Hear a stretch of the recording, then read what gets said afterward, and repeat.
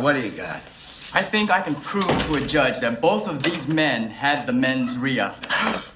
What the hell is a mens rea? It's a legal term the lawyers use. It just means the intention to commit a crime. Okay, come on, let's go. Mens rea? Put the cuffs on him. How could we have gotten mens rea? We take blood? Can you do it without taking blood? We both use condoms. How is this possible? I want to see a doctor. Can I have an independent blood test? Money! I feel sick. What are you doing? Mens rea! Oh! Oh! My God! I'm sorry, I don't understand. Cuddy say can't hang. Oh, stewardess, I speak jive. Oh, good. He said that he's in great pain and he wants to know if you can help him. All right, would you tell him to just relax and I'll be back as soon as I can with some medicine. Just hang loose, blood. She's gonna catch up on the rebound on the med side. Woo! It's Melly time. Good morning, good afternoon, good evening, everybody. How are you? How are you doing? Whoever you are, wherever you are, whatever you're doing, whoever you're doing it with, however good it feels, however many times you plan on doing it again, and why you're doing it in the first place, I don't know, but I'm just glad you are doing it here with me. Legal Vices on my channel, also called Legal Vices because I'm creative like that. I'm just welcoming you here. We have so much to talk about. YNW Melly is on trial literally for his life, charged with double murder, 2 counts of first-degree murder. He is facing the death penalty if convicted. Stay tuned for the latest developments in this case. We've got a lot to talk about. And by a lot, I mean a lot. We got a lot to talk about. But first, we got to do a couple of housekeeping things. Very first, as always, never fails. We have to do the drink of the day. The drink of the day today is Starward. This is Starward single malt whiskey. It's not Scotch. It's Australian whiskey. This is single malt Australian whiskey that's been aged in ginger beer casks. It comes in at a 48% alcohol, 40% ABV. It was filled in 2008 and bottled in 2022, so 18, 19, 20, 21. It's a 4-year whiskey. Cool. And, oh, that's a great sound. Let's pour it and see what we've got on Starward Australian single malt whiskey.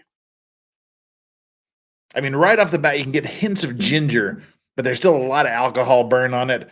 Some slight citrus notes in the background. The usual vanilla stuff like that you would expect from a whiskey or a single malt Scotch isn't there. But weirdly, there's like bubble gum and like those red gummy fish things that you used to buy in the stores. There's like candy, kind of that candy-ish sort of.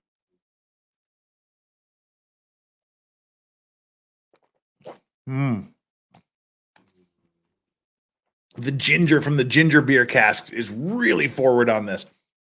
Got that nice ginger spice coming straight through on the palate right at the beginning. Then it mellows off into like a little chocolatey.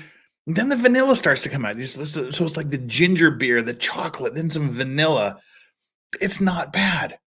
It's got a little bit of an alcohol burn on the finish, but it's to be expected with a 50% four-year-old whiskey. Plus, I ate some spicy food later, and that can all affect it. But Starward Ginger Beer Cask, the Starward Ginger Beer Cask, single malt Australian whiskey is not a bad whiskey. It's not bad.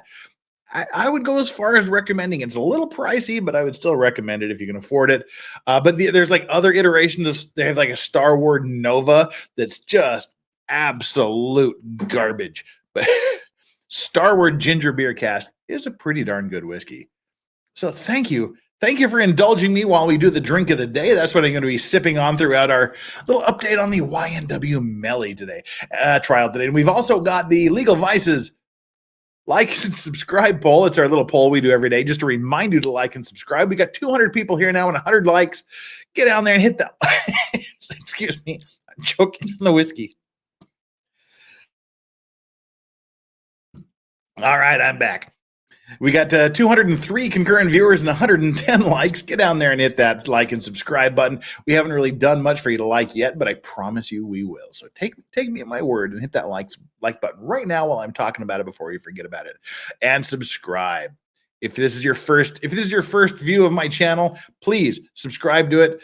You'll get to know me, you'll get to love me, and you'll see why I'm the most adorable thing on YouTube. Anyway. Please do that. And if you are subscribed, please double check to make sure you are still subscribed. YouTube today just randomly decided that they were going to take 50 of my subscribers away in the space of about 30 minutes. And I've gotten texts and emails, and some of you were mentioning in chat yesterday you'd been unilaterally unsubscribed. Just double check to make sure you are. Our like and subscribe poll for today is YNW Melly is not guilty, guilty, or guilty, but the state can't prove it. Currently, I mean, right out of the gate, 14% of you say not guilty. Well, now 15% of you say not guilty. 13% of you say guilty, and 71% say guilty, but the state can't prove it. Guilty, but the state can't prove it means he gets to walk. You're comfortable letting someone who you believe is a double murderer walk the streets free just because the state can't prove it. I agree with you. Because as I've said before, as I've said so many times, the government, the state has the ultimate power. They have the power over your freedom, your life. They literally have the power, as they're trying to do in the case of YNW Melly. The state is literally trying to kill him. The state is trying to kill him. They have the power to kill him. And if the state is going to exercise that right to kill a citizen, to kill a functioning, breathing, contributing member of the United States and their state in particular, if they're going to try to exercise that power, you better hold them to the highest fucking standard you possibly can. Because one day they may come for you, they may come for one of your family members, and they may be completely innocent. So whether or not YNW Melly is innocent, I give zero fucks. I don't know him. I got nothing invested in his life. I've never heard 3 seconds of any music he's produced. But what I care about is justice. What I care about is fairness and justice in the American system. And that's what I'm fighting for. That's what I'm here for. If you're going to try to take this man's life away, you better fucking be able to prepare to show this beyond a reasonable doubt that he committed this. And they have intercoursed themselves hard. The first trial ended in a mistrial. So already they couldn't convince 12 people to convict him. But also, this is Florida, and Florida recently passed a new law, and he's one of the new people facing this, that if he is convicted of murder in both of these cases, if he's convicted of murder, he has to be convicted unanimously by all 12 jurors. But then when it comes to the penalty phase, only 8 of the 12 jurors are needed to sentence him to death. If 1/3 of the jurors say, we don't think he should be put to death, they lose. It only takes 2/3 of the jury to sentence this man to death and to take away his life. So I am not joking at all. I'm not exaggerating when I say he is literally fighting for his life. All it takes is 2/3 of the jurors to say, you die, and he dies. I don't like that. I do not like that at all. It should take a unanimous verdict to convict him. It should take a unanimous verdict to sentence him to death. But in Florida, right now, it takes 8 of 12 jurors. So already, they couldn't convict him in the first trial, but what has happened since the first trial? That's what we're going to be talking about today. The prosecutor has been booted off the case. The the lead investigator, the guy that did the most investigating, the guy that signed off on most of these search warrants, is going to be crucified if he takes the stand. His credibility has been shot to hell. We're going to be talking about that and all of the effects, the huge ripple effect. This is throwing a stone into the middle of a pond. The ripples are expanding, and the state's job has become infinitely. They could not get a unanimous jury verdict in the first case, and their job has been made exponentially more different by the absolute shit show of a Pandora's box they've opened with respect to their lead investigator and the previous prosecutor. So we're going to get into that later. But as we go on, please, people, understand that this, whether, we have come from so many walks of life. We come through from so many different walks of life. As I joke, who is there that's more qualified to talk about a young black urban rapper than me, a fat old white guy from America living in Korea? But no, it's the principles. It's the principles that are here. It's the principles involved. As you can probably hear, I've got an English bulldog over here snoring. Strawberry is snoring loudly off to my right. We unlock the doggo cam at $100 in super chats, and we have our give it a whirl drink here at the $300 mark. If we hit those, cool. If not, no biggie. We are not here to grift. We are here to gratefully and humbly accept any super chat, any super sticker that comes my way. To start us off, the first. Okay, YouTube is being uncooperative today, shall we say? It did not automatically star the super chat. So Unhung Hero starting us off with the $10 super chat. Thank you so much, Unhung Hero. Pretty sure he's guilty, but the state has proved itself to be corrupt. That is my point. This shit that leads up to the prosecutor being thrown off and the lead investigator being put under such scrutiny and his credibility being decimated.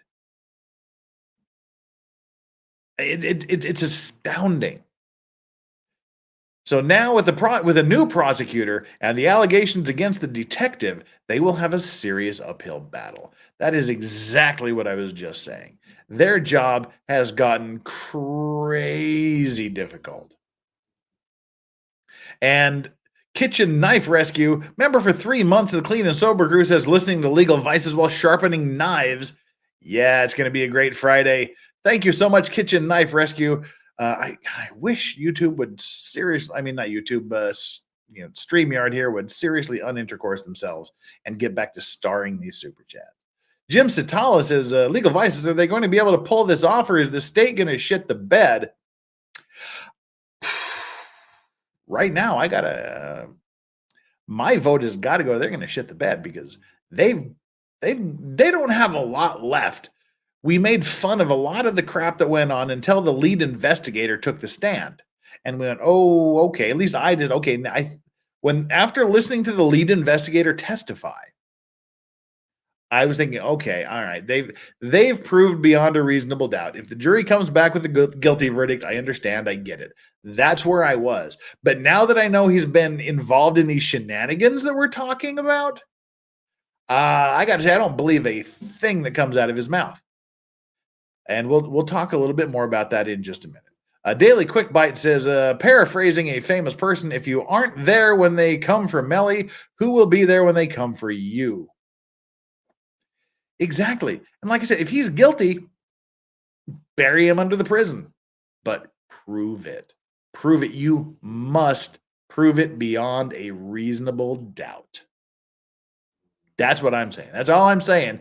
If you're going to take away this young man's life, if you are literally under the auspices of your power, of the state, if you're going to exercise your power to quite literally kill this person, you better fucking be able to prove it beyond a reasonable doubt. And they have such a huge uphill battle now.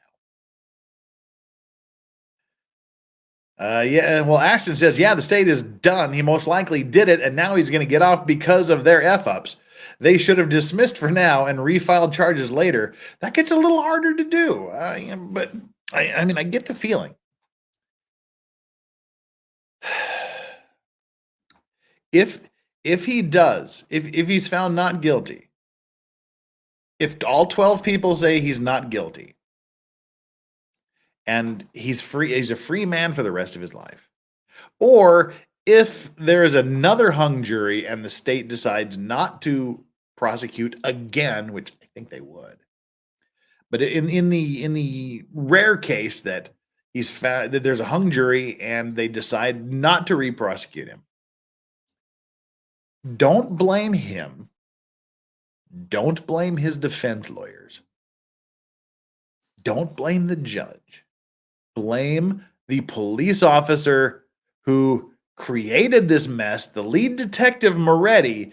Blame the first prosecutor, Ms. Bradley. Blame the people in the prosecutor's office for fucking this up, for ruining their case.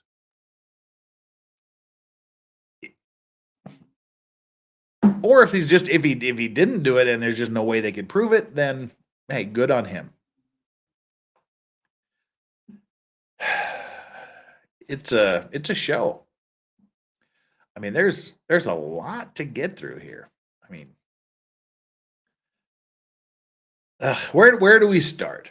Okay, for those of you that first of all, before we start, let's get to Fun Dying. Bring in the second $10 super chat.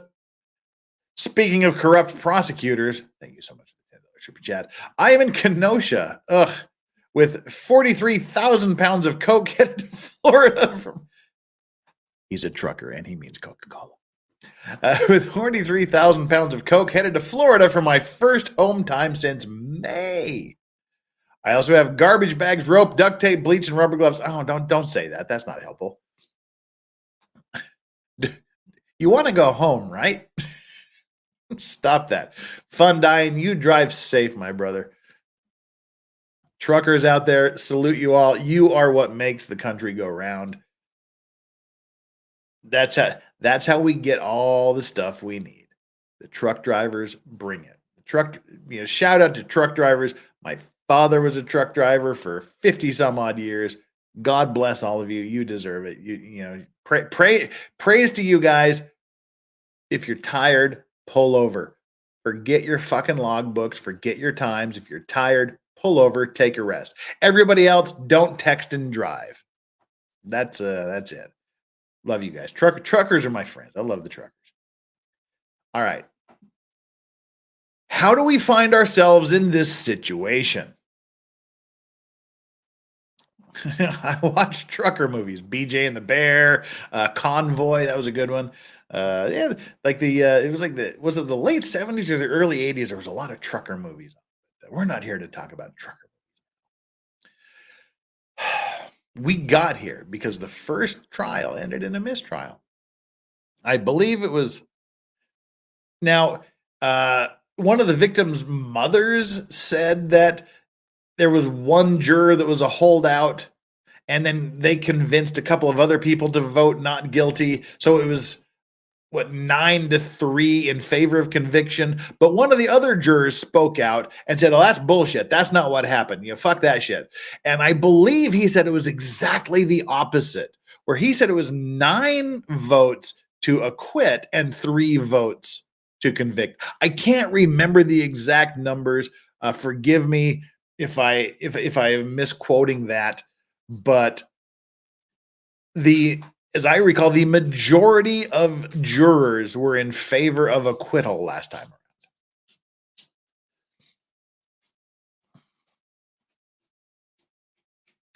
So they find him guilty or not guilty. They can't decide. It's a hung jury.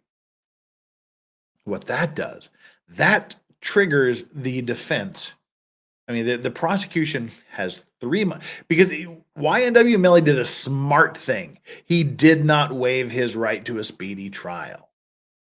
And in Florida where this takes place, what that means is if he doesn't waive his right to a speedy trial, if you waive your right to a speedy trial, you can sit there for fucking ever. But weirdly, he's been there anyway for over 4 years. COVID really fucked up the court system. Even though COVID's been over for a long time, they're just now starting to get everything unraveled. But because he has not waived his right to a speedy trial, what that means is from the time that there is a mistrial declared, the state has 3 months to refile their case. If they don't refile their case, and if the trial does not start, let me rephrase that. They have 3 months to begin the new trial.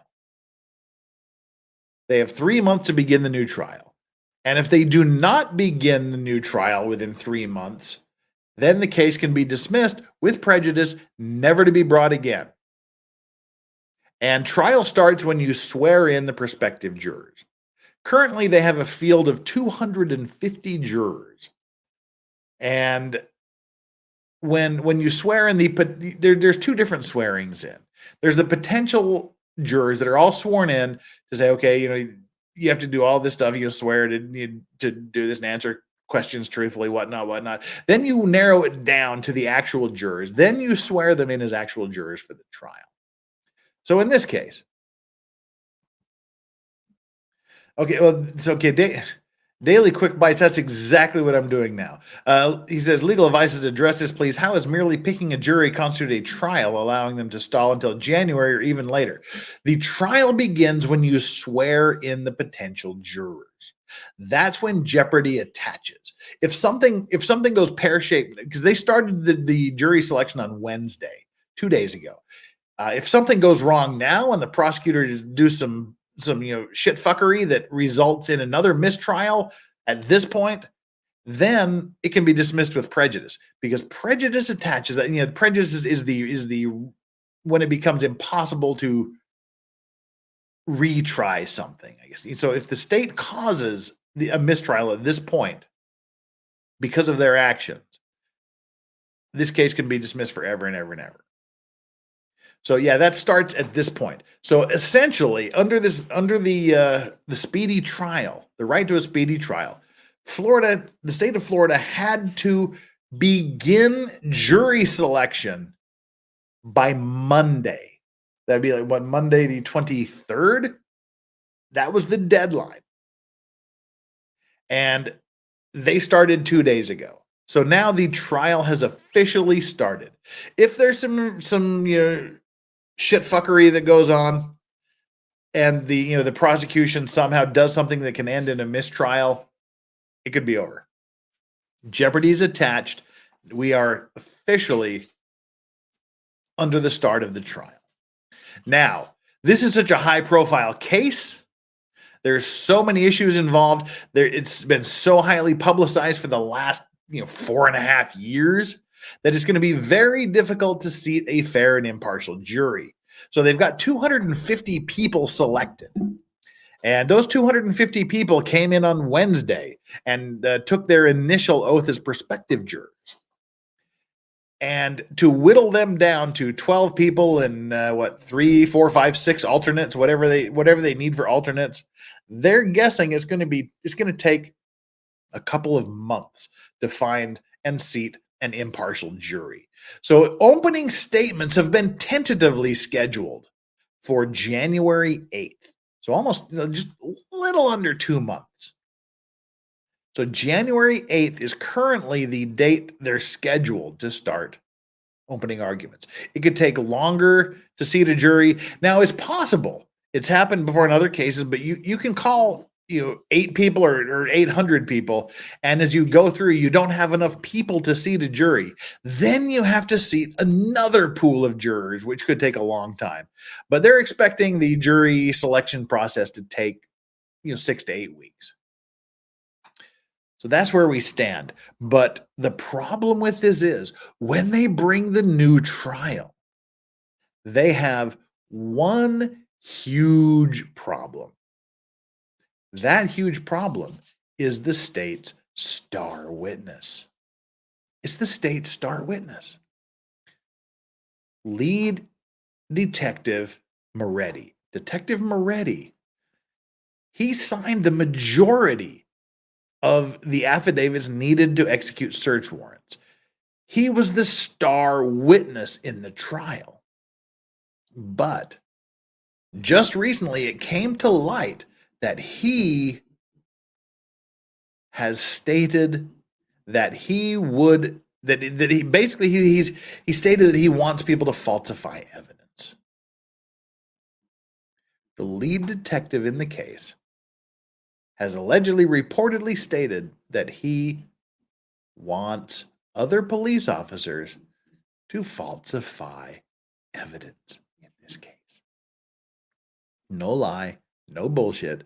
That's what went down. You can go back and watch some of the other YNW Melly streams in my playlist, but to give you the short version of it,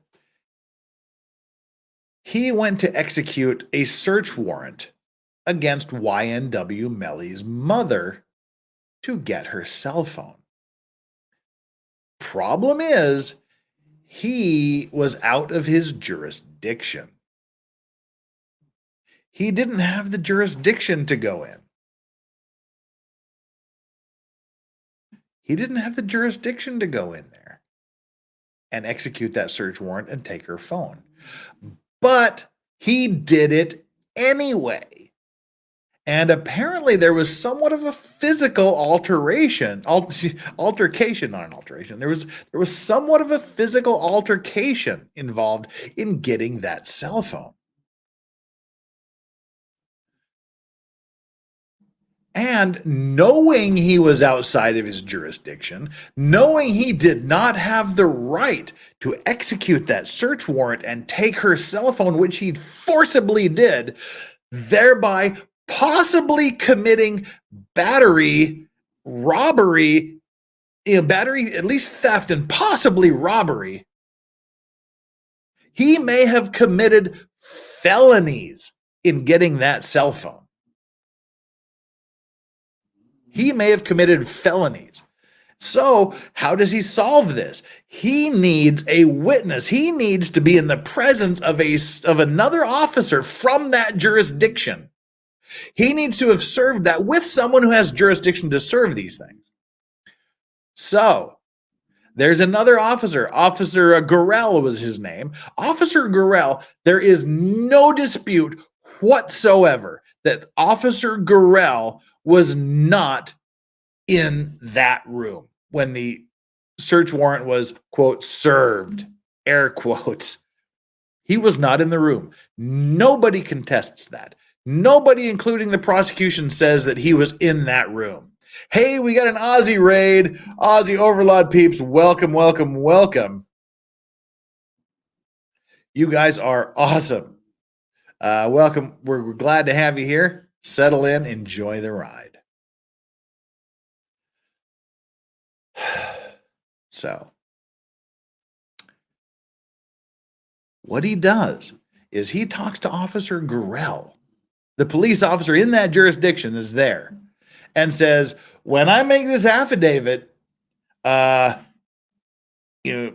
mention that you were in the room with me. Nobody disputes he was not in that room. There's no question. He was outside of that room. There were a very limited number of people in the room, but what Officer Gurrell, who was uncontestedly outside of the room, told Officer Moretti was, I was there if you needed me to be there. So if you need me to say, in other words, if you need me to say I was there, I was there. I will testify I was there. I will say I was there if I needed to be there, I was there. Wink, wink, nudge, nudge, say no more. Unfortunately, fortunately for Melly, unfortunately for Officer Moretti, Detective Moretti, unfortunately for them, what we have is the fact that he said these things. He mentioned this you have to lie in an affidavit. Literally inviting him to lie in an affidavit. He said that. He said this, please, mention that you were here, and Gurrell saying, yeah, okay, I was there if you needed me to be there. Again, unfortunately for them, fortunately for Melly, said that in the presence of a district attorney, not just any district attorney, not just any prosecutor, a prosecutor whose job it is to prosecute misconduct by police officers and prosecutors. So she's been doing this for 20 years in front of the woman whose literal job it is to prosecute police, government, and prosecutorial misconduct. In front of her, Detective Moretti elicited Gurrell's compliance in falsifying an affidavit for executing a search warrant, for falsifying evidence. Now, that's a thing. Because she was a good prosecutor. Hey, what's up, Kurt? Kurt, uncivil law here. The state has issues. Oh, the state has huge issues. You need breakfast? I need a drink. Thanks for reminding me. Breakfast, drink, same thing to me. And I like you too, Kurt. Thank you. As I was saying, the problem is the Detective Moretti, lead detective in this case, the man who was the star witness, the man who signed off on the vast majority of the affidavits to collect evidence in this case. He made this solicitation for Officer Gurrell to commit perjury and to falsify an affidavit and thereby falsify evidence in the presence of this woman whose job is literally to prosecute people like them. So what she did the honorable and right thing. Kudos to her. She gets amazing brownie points for being a top-notch ethical prosecutor. She told the lead prosecutor on the case, Ms. Bradley, who prosecuted him in the first case. So this isn't something that happened after the first lawsuit.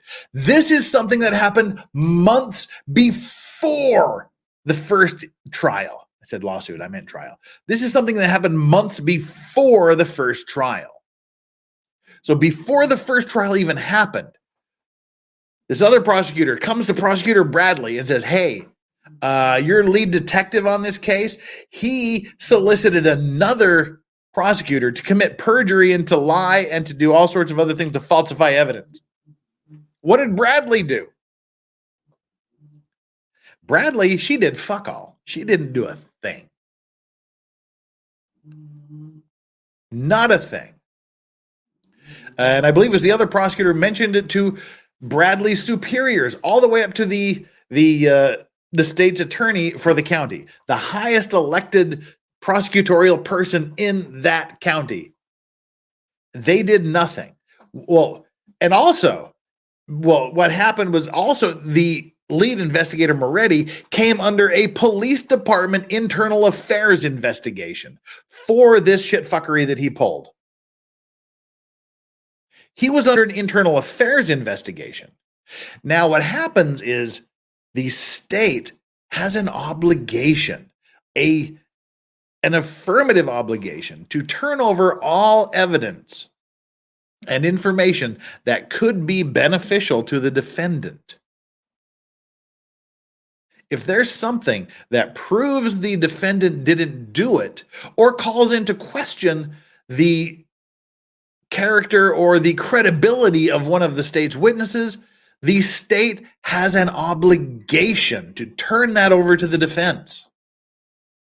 You don't even have to ask for it. They have to do it. They didn't do it. The Prosecutor Bradley, did not tell the defense lawyer, did not turn over to the defense the fact that one of the other prosecutors had actually overheard the lead detective soliciting another officer to commit perjury and to falsify evidence in a capital murder trial. Not only did they not do that, they didn't tell the defense that Officer Moretti was under an internal affairs investigation for doing that. And why didn't they do that? Because reportedly, the police department, they shelved the internal affairs investigation. They just, okay, there's nothing here. And they just said, okay, nothing here, internal affairs investigation over, so that the defense could not make a deal out of the internal affairs investigation. Because there's no internal affairs investigation going on because they terminated it. That's some bullshit right there. The defense caught wind of this, and they went nuts a couple of weeks ago. They filed a motion to have the entire prosecution team, the entire prosecutor's office recused, kicked off of the case. The judge heard the arguments, and in the end, they said there didn't seem to be any institutional office-wide conspiracy to do this. But what he did do is he kicked the lead prosecutor, Prosecutor Bradley, off the case. Chucked her off. She cannot be the prosecutor. So there they are. This was last week when this happened. This was last week when the Prosecutor Bradley was kicked off the case. I think they should have, deep sixed the entire office and brought in a special prosecutor or prosecutor from another county or whatnot, or even maybe even move the trial. I don't know, but the judge at least did the right thing of removing the lead prosecutor from the case. That happened last week, which meant they had only a few days because they still had 30 motions to argue before trial started. And you have to have a prosecutor before the prosecutor can argue the motions. So last Friday, a week ago today, the judge said, you've got until Monday to appoint a new prosecutor. They did. They appointed the new prosecutor. We're going to talk about her a little bit later. Now they're arguing the motions. And here we are. That leads us up to today. That takes us right up to today. And these developments that are here. Let's look through some of the, again, I apologize. I'm trying not to miss any of the super chats because, hey, wouldn't want to do that. But for some reason, StreamYard is not automatically flagging today. Been there, done that. Hey, Utah homie, welcome. You're using my profile for the Depp v. Heard trials, the Elaine Brederax. Yeah, that's pretty cool. Been there, done that. Says Legal Vices. Are we not going to watch water boil? Jury selection. First of all, number one, they're not streaming the jury selection yet. They might start it when they get down to the final pool of jurors. Right now, they're just getting everybody going, all right, who can't be here? Who has reasons to be straight? What? They're just kind of weeding. They're sorting the wheat from the chaff right now. Once they just get to the wheat, they might start streaming it, but nobody's streaming jury selection right now.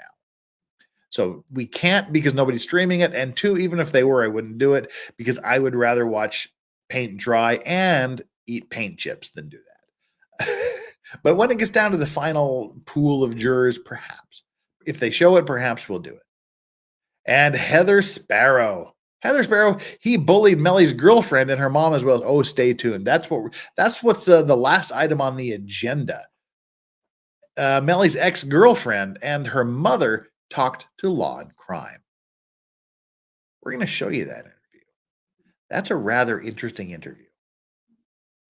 Because to kind of give you an overview of where we're going with today, there's a new witness in the trial, a new prison snitch. A prison snitch has reared his head, and this is a prison snitch who has been involved in other high-profile rapper claims and charges. We'll talk about him. They have a new prison snitch witness. They've brought in the new prosecutor, We'll talk about her. This new prosecutor is also familiar with the new witness. And as soon as she got put on the case, she filed 5 new charges against YNW Melly, including witness tampering. They're accusing him and Bortland, also YNW Bortland, of witness tampering. So we're going to talk about that.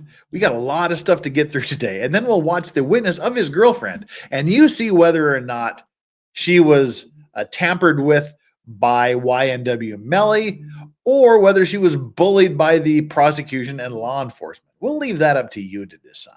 That's one of the last things we'll do here. Now, also, I mean, we'll have to see how it goes. But there was a hearing 2 days ago where they essentially set the trial for January. Like I said, the opening statements to begin on January 8th and whatnot. It was about an hour-long trial, but in true law and crime fashion, it was the absolute worst audio. I mean, to the point of almost being just indecipherable and incomprehensible.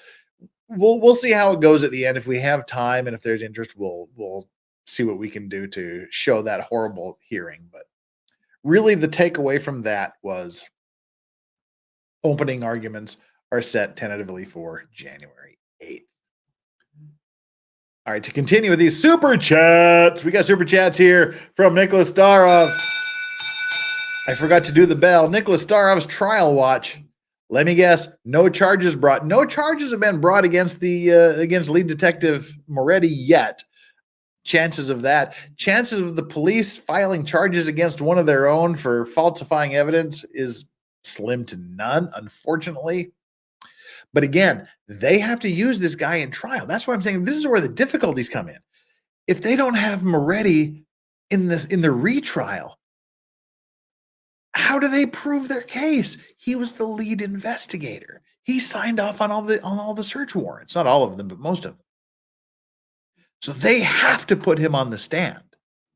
And if they put him on the stand, the first question is going to be, have you ever solicited another officer to commit perjury and falsify evidence against a defendant in a capital murder case?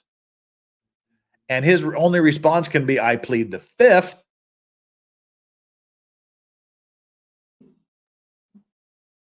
That ain't going to go well.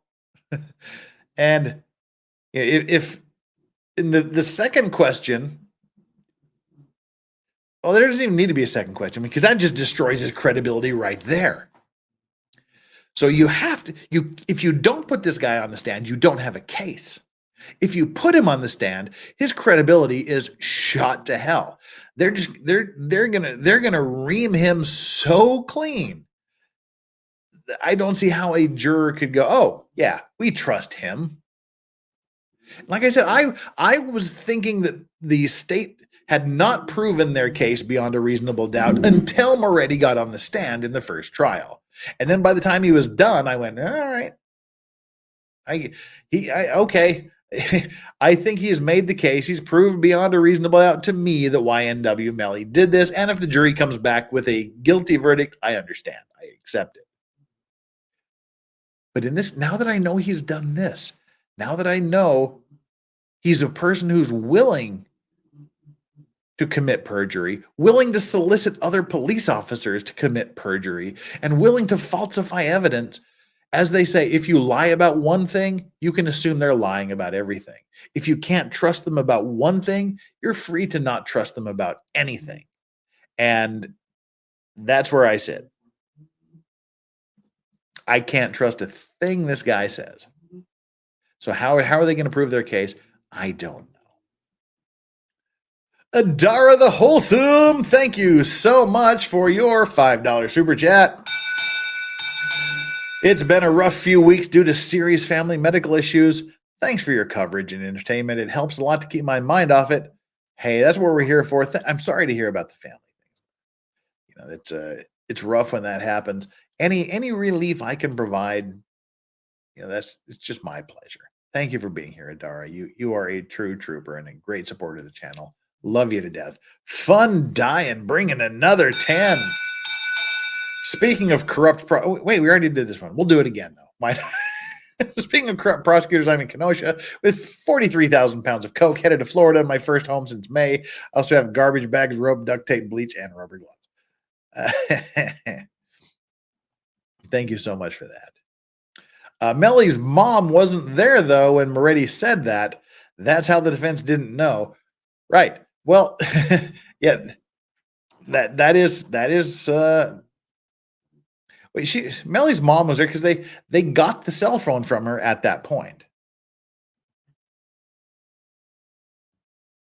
I'm not following that she wasn't there, because that's when they got the cell phone from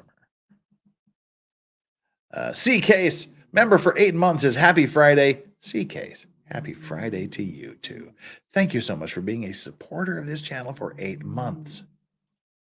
Woo! 43,000 pounds of coke. You sharing that with the chat? It better be Mexican coke, because Mexican coke is the best coke. Okay, yeah, all right, okay, that's all right. She was there for the search warrant because that's how they served it. But YNW Melly's mother was not present for Moretti's conversation with the deputy. Correct. She and her lawyer had left at that point. The main witness was the prosecutor, whose job it is to prosecute people who do shit like that. So yeah, okay, now I see what you were saying.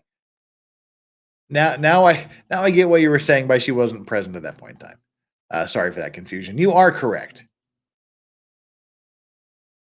Yeah, you're all right, everybody. Yeah, you're right. Bike fronts, 43,000 pounds equals, what do we got here? 19 million grams, 19.5 million grams. All right, so this brings us to today. This catches us up to date. And before we jump into all of the new updates, just a reminder, there's 552 of you watching. Go tell all of your friends about this and get on in here and watch this. Let's get the concurrent viewers up. And also, we only have 298 likes. Come on, people. It's like 50% of you haven't done your job. Come on. Get down there and hit that like button. You know you like it. If you've been here for more than 15 seconds, you like it. So just hit that like button. Do me a favor. And subscribe. And if you are subscribed, please double check to make sure you're still subscribed. Let's check on our poll. How's our like and subscribe poll? Now, see, this is some bullshit here. There's 441 votes on the like and subscribe poll, but there's only 312 likes. It's like 130 of you have cheated. If you took that poll and didn't hit that like button, get the fuck down there and hit the like button. That's the point. You hit the like, you hit the subscribe, you make sure you're subscribed, and then you vote, you degenerate cheaters. Get down there. Seriously, I'm not fucking around here. We should be at 500 likes at least. Get down there, hit that 500 likes. Vote now after you hit the like and subscribe. YNW Melly is 15% of you say not guilty. 20% of you say guilty, and a whopping it's not quite a super majority, a near super majority of 64% of you say guilty, but the state can't prove it. Personally, right at this point, I'm in that third category. I think he probably did it because I was convinced the first time around, but I don't think they can prove it. There's some other stuff that came in, but when we watch the trial, when we do the gavel-to-gavel coverage, I will have my personal thoughts, but I'm going to filter them through the view of what evidence are we seeing of this. What I think doesn't matter at all. The only thing that matters is what evidence is presented in court. If it's not presented to the jury, it didn't happen. So whatever personal biases, thoughts, other evidence there might be, if the jury doesn't see it, it never happened.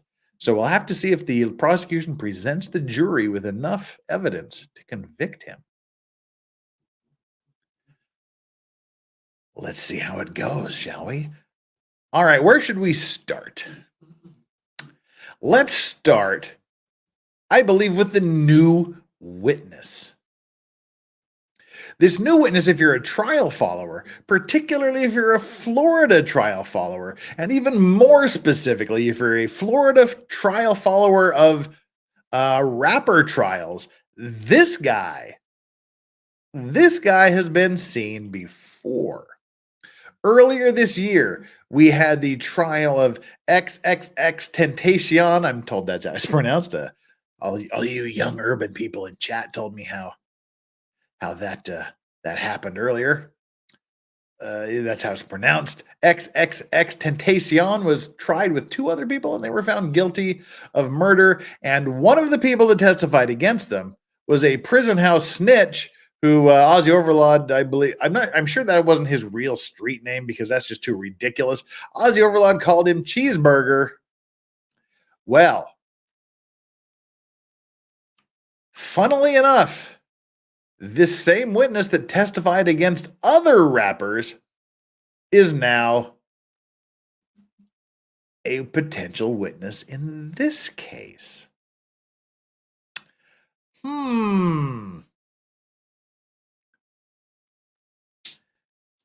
XXX Temptation. Let's see what this guy here says. Why do we have this stupid Bing search window? Screw you, Bing. You suck. Really? Can we get rid of this? No, I guess not. All right. Man who cooperated in XXX Temptation murder trial. Now a witness in YNW Melly case. Old Line Red says, is that Munch? Nah, Munch was the Anderson case. This is Cheeseburger. Different guy. This is Cheeseburger. So this guy has already testified against 3 other Florida rappers in a different murder case. But now he's testifying in this case. Robert Allen added as witness on YNW Melly trial. On October 6th, that was 2 weeks ago, the prosecution in the YNW Melly double murder case filed a supplementary discovery revealing additional witnesses they plan to bring forward during retrial, according to court documents obtained by XXL. Hey, that's my size, 2X. 2XL on Tuesday, October 10th. I'm a fatty. Robert Allen is one of the 7 additional people the Florida State Attorney listed as witnesses who have information that may be relevant to any offense charged or defense thereto. It's unclear exactly what information Allen may be able to provide concerning the retrial of YNW Melly, which is set to begin this month.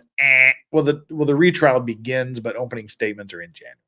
So keep that in mind. The jury selection is underway as we speak. Following motions and jury selection, Robert Allen was one of 4 men initially charged with the 2018 robbery and murder of XXX Temptation, along with Michael Boatwright, Dedrick Williams, and Trayvon Newsom. However, Allen took a plea deal last August and agreed to testify against the trio. Due in part to Allen's testimony, Boatwright, Williams, and Newsom were sentenced to life in prison. Prison snitch got other dudes sentenced to life in prison. Allen was only sentenced to 2 years in prison and 20 years of probation in exchange for his testimony. He takes the plea deal. He sends 3 of his cohorts off to jail for the rest of their fucking lives. He testified. He prison snitches against them, and he gets 2 years and 20 years of probation. So he got his reward for throwing the other 3 dudes under the bus. Now he's probably seeking a further reduction either of probation or of his prison sentence or both by testifying against YNW Melly. Well, that's a big deal there. So that's not the last of the story. Hey, what's up, Pac? I got some thoughts about that case too, but not right now. Another article on this. Let's go to one more article. It gives a little more information. Similar. A lot of the details are overlapping, but hey. The XXX Temptation murder defendant named as witness in YNW Melly retrial. All right, go away, Bing. God, I hate Edge. Ugh. Let's begin it here. YNW Melly's double murder case took an interesting turn after the prosecution revealed more witnesses they plan to call on during the upcoming retrial. According to the court documents that were posted to social media on Monday, October 9th, Robert Allen, damn it, The man who testified against his 3 co-defendants in the XXX Temptation murder trial has been named as a witness for the prosecution for Melly's upcoming retrial. Allen's name was included among the 7 other witnesses in documents that surfaced. So they've got 7 new witnesses that weren't there, weren't called, weren't available, weren't anticipated, or whatever the first trial. 7 new witnesses, including prison snitch in the XXX Temptation trial. Allen's name was included among 7 other witnesses in documents that surfaced following state's motion for a supplemental discovery. There is no word on what Allen can provide, but the prosecution claimed that all witnesses has information that may be relevant to any offense charged or any defense there too. So they're thinking that he might have some information. Allen was initially charged alongside Michael Boatwright, Dedrick Williams, and Tavon Newsom for their collective roles in the death of XXX Temptation in 2018. Earlier this year, they all went to trial. However, Allen decided to take a plea deal in exchange for his testimony against Boatwright, Williams, and Newsom. The 3 men were sentenced to life in prison. He got 2 plus 20. Allen couldn't have been a direct witness to the murders. He couldn't have been a direct witness to the murders of Chris YNW Juvie and Thomas and Anthony YNW Sackchaser Williams, but he was reportedly in jail at the same time Melly was locked up. That leads one to believe that his snitching testimony will be, YNW Melly told me this. This is what he snitched to me, but he self-snitched to me about this. That's presumably what he's going to say. Melly told me this while we were locked up. And that'll hark back to the Zachariah Anderson case where you had that fucking dirtbag Munch who testified that Zachariah Anderson allegedly didn't even tell him consciously, I did it. He was having a dream.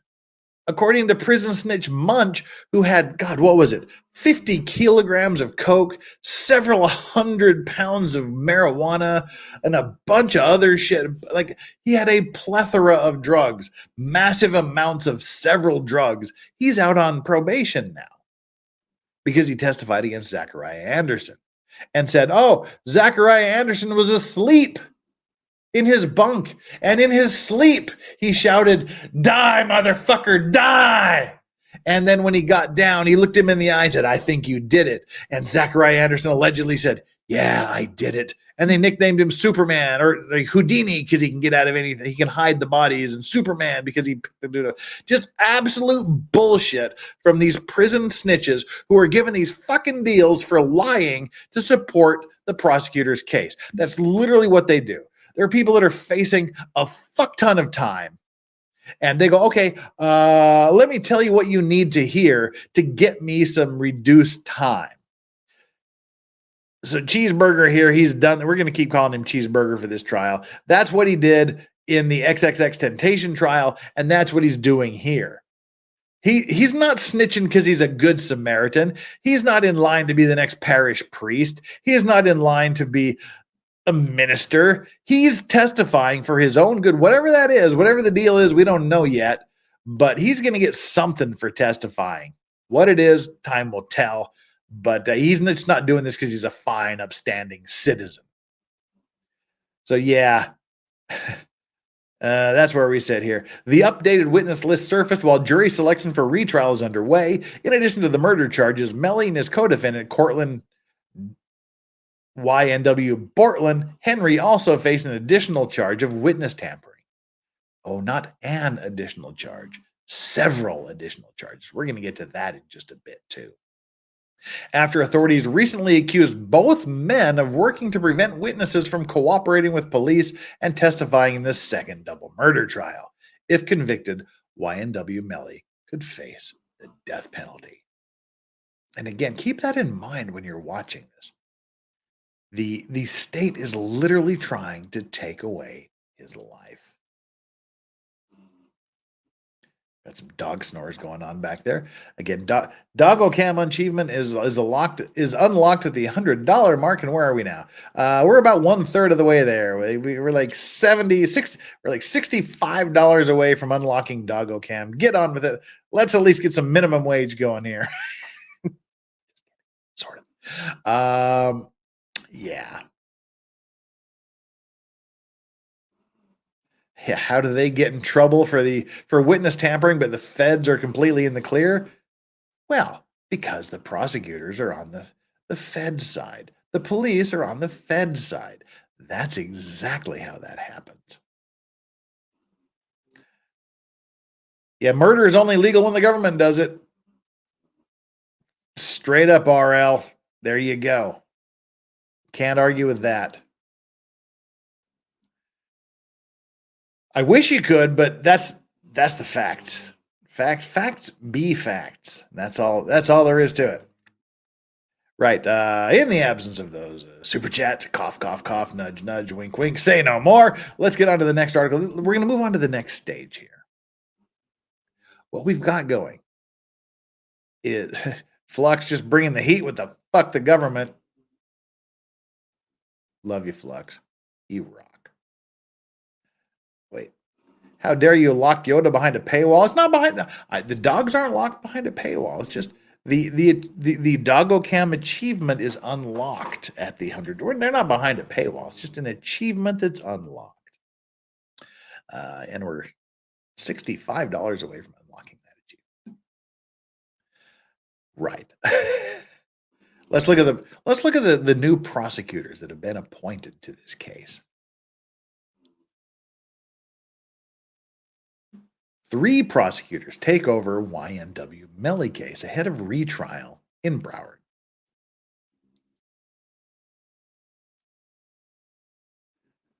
Yeah, no, we don't want to hear that. Another hearing. Stop. All right, go away. I hate these embedded things. Oh, and before we get going, Wicked Wookie with the $2 super chat. Take my money. Thank you so much. It's deeply, deeply appreciated. Graciously, graciously accepted. Thank you so much. Appreciate your support. Let's get on with the YNW Supportland. Or Portland. Anyway. All right. We should embiggen this more so y'all can see it. A motions hearing was held Tuesday in Broward County for rapper YNW Melly, who was accused of killing 2 of his childhood friends in 2018. On Tuesday, a lot of the discussion centered around the fact that the former lead prosecutor is no longer allowed to be on the case. That would be Prosecutor Bradley, who was the lead prosecutor in the first trial. Now, 3 new lawyers are taking over. Melly, who was wearing a red jail jumpsuit, it's got more orange than was wearing a red jail jumpsuit, sat listening on as attorneys for the state and his defense team went back and forth about when the retrial should begin. The defense argued that it should be starting soon. Well, I mean, it's not arguing it should be starting soon. It's the law. He has not waived his right to a speedy trial. And by not waiving that right, the state had until Monday, October 23rd, to start the new trial. It's not about starting soon. It's about 23rd October is your fucking deadline. And following rules about allowing for a speedy trial, while the state asked the judge to give them time to allow the new prosecutor to get familiar with the case, they're now in charge of trying. Why is there a new prosecutor on this case? Because the prosecutor fucked up. That's why. You can't just fuck up and say, oh, we need more time because we fucked up. Sorry, it doesn't work that way. You are under a statutory deadline. If you fuck up and you need to put somebody new on this trial 2 weeks or days before you start selecting the jury, that's on you, people. That's on you, prosecutor. You don't want to have this problem? Don't fuck up. Don't hide evidence. Don't fail to disclose information to the defense. That's how you avoid this. But they couldn't do that. Now, like, oh, we fucked up and this whole thing is being thrown off the rails because of our fuck up. So please give us more time. Nope, that doesn't happen. Sorry. This is an accusation that could carry the death sentence of the defendant, who hasn't been proven guilty because they haven't met their burden, and we don't think he's guilty, defense attorney Jamie Benjamin said. I like Melly's new attorneys. They are bulldogs. They're latching on and for all they're worth. Good for them. We got this case. We just got this case 48 hours ago, and we know nothing about it. Assistant State Attorney Alex, I forgot, Buckaloo, I think is how she pronounced her name, Buckaloo. Alex Buckaloo said, we'll get to Alex Buckaloo here in a minute. And we will still be at a disadvantage because Ms. Bradley had this case for 5 years. We will be at a disadvantage. Yeah, you're going to be at a disadvantage. And whose fucking fault is it? Whose fault is it you're going to be at a disadvantage? It's yours, prosecutor, because you pulled some bullshit. You committed Brady violations that got your lead attorney thrown the fuck off the case for not disclosing this information to the defense. And so what does that mean? Why is she thrown off the case? It's because when you put Moretti back on the stand, the lead investigator back on the stand, the first witness that the defense is going to call is the lead detective. She made herself, by putting herself in this situation where she got information that the lead detective was pulling some bullshit. By putting herself in that position, hearing that the lead detective pulled some bullshit and not taking steps to resolve it and hiding it, she made herself a witness in this case. And if you're a witness, you don't get to be a prosecutor. So the judge said, sorry, if there's even a hint that you're a potential witness, you're off the case. And the defense said, it's not a hint. If they put Moretti on the stand, we are calling her as a rebuttal witness. So she's off the stand for her own shenanigans, her own bullshit, her own shit fuckery led her to this point. So yeah, to go, oh, we've only had it for 48 hours. We're at a big disadvantage because the lawyer that had this for 5 years was thrown off the case. Well, she was thrown off the case for her own actions. Sorry, prosecution. You reap what you fucking sow. Jury selection will begin Wednesday morning after his initial trial ended with a hung jury in July after they couldn't come to a unanimous verdict. Their plan is to bring 150 potential jurors Wednesday and Thursday to begin the process, starting 250 actually, starting with asking about hardships and continuing with voir dire at another time, or voir dire as we say in Utah. The schedule is still being worked out, but we're officially moving closer to the beginning of the retrial. No, the retrial, the beginning already happened. When you get those people in the room and swear them in as potential jurors, that's when the retrial begins. The retrial has begun on Wednesday. The opening statement part of the retrial is scheduled to begin on January 8th. Melly faces a possible death sentence if convicted of first-degree murder in the 2018 slayings of two childhood friends, Christopher YNW Juvie Thomas and Anthony YNW Sackchaser. Their stage names all include YNW because they belong to the same hip-hop collective. It stands for what? It stands for Young New Wave? No, it doesn't. It doesn't. It most definitely does not stand for Young New Wave. Not at all. Or another phrase that includes a racial slur. Yeah, that's the right one. Young N-word world. That's what YNW stands for. There's no Young New Wave about that shit. It's Young N-word world. Ugh. Hi, I'm Young New Wave Melly. No, it's Young N-word world Melly, etc., etc. Prosecutors say Melly, after a late-night recording session, shot Thomas and Williams inside an SUV, and he and Cortland YNW Bortland Henry then tried to make it look like a drive-by shooting. The 24-year-old rapper remains jailed without bond. Guess that's the end. Yeah. Okay. Right. There we go. That's the current situation with appointing 3 new prosecutors. Now, who is the lead prosecutor on this case? Well, we will get there in just a quick minute. Let's catch up on our generous donations and things here. Oh, Swan Lake says, do you think there's a chance that his friend who was in the car will roll on Melly? Oh, we're going to talk about that. Borland is an interesting character. I think he's already flipped.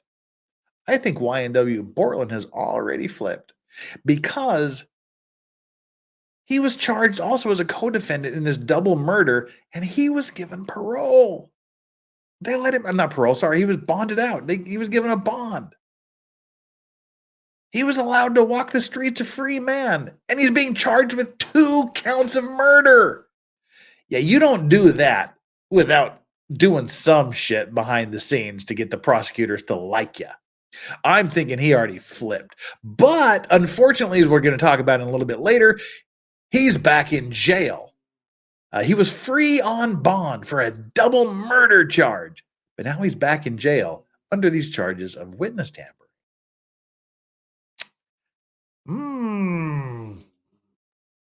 What are Bortland's charges? Same charges. He's been charged with double murder because he was there. They're saying that that Melly pulled the trigger, but Bortland was there. So felony murder, someone commits a felony and it ends in the deaths of people, you get charged with the same crimes. But he's being charged with the same crimes of double murder, although I understand they're not seeking the death penalty in Bortland's case, only Melly's case. But he got out. Now he's back in jail because, on bond ain't free from house arrest. True. But being in your house with a monitor on is a hell of a lot better than being in a cell in a county jail. That's as free as you're gonna get. So yeah, but now he's back in the slammer.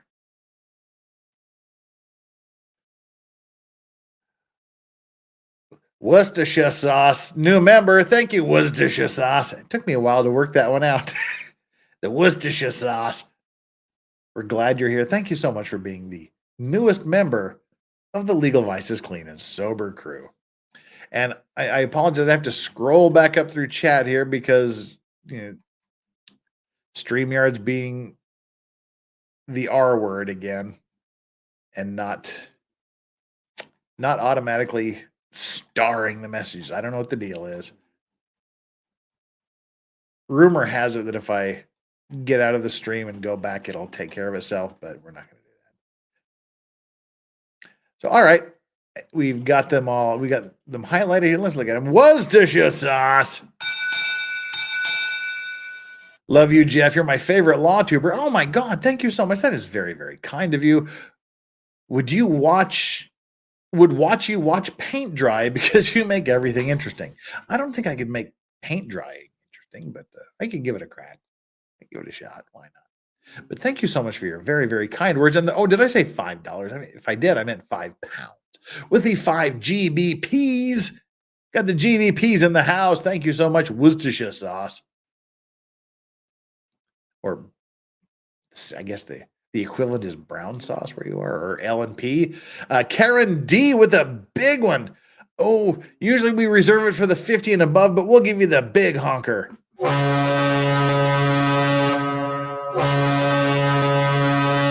I enjoy listening to you, but Pupper Cam is what I watch, although loving the lavender. It's not really lavender. It's more purple, but looking good. It's not light enough to be lavender. It's kind of like purple and white threads mixed. And thank you so much for that very, very generous super chat. Keep them coming. Keep them coming, people. Wicked Wookie with the $2. Thank you so much for your generosity. Take my money. Well, I will gladly accept your donation. Respectfully, gratefully, and graciously. Thank you so much. We're currently $30 away from Doggo Cam achievement being unlocked. And Strawberry is sufficiently splayed out asleep on the chair next to me.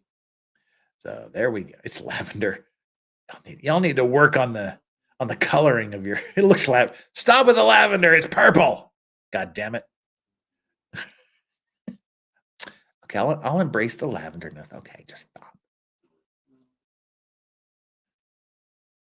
Lorax, you should listen to young new wave Melly singing Adele.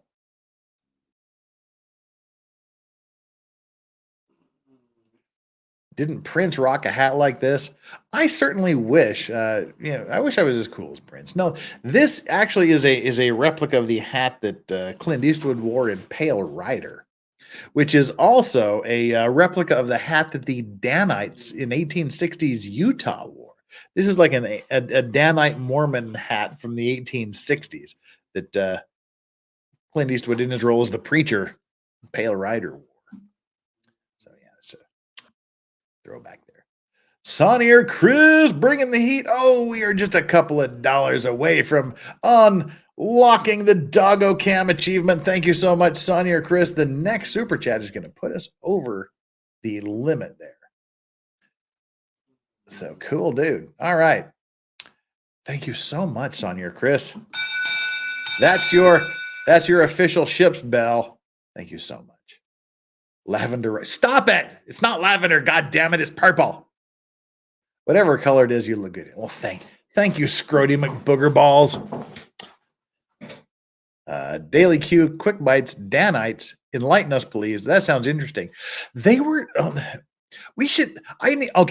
I need to get Danny on direct here. We need to do a Danite stream. That'd be a good one for. It's not really an unexplained. It's more just like an interesting thing. The Danites were kind of the enforcement arm of the Mormon Church in the early stages of the church in the 1860s, 1870s, a little bit around there. The most famous one was Porter Rockwell. Porter Rockwell was just Google Porter Rockwell. The guy was a legend. The Danites were awesome. Danny and the Danites. Maybe that's why they're called Danites. Yeah. Need more cowbell. Oh yeah, we should. Yeah, definitely. We'll do a Danite stream. We're on. All right. Let me make a note of that. We need request has been made for a Danite stream.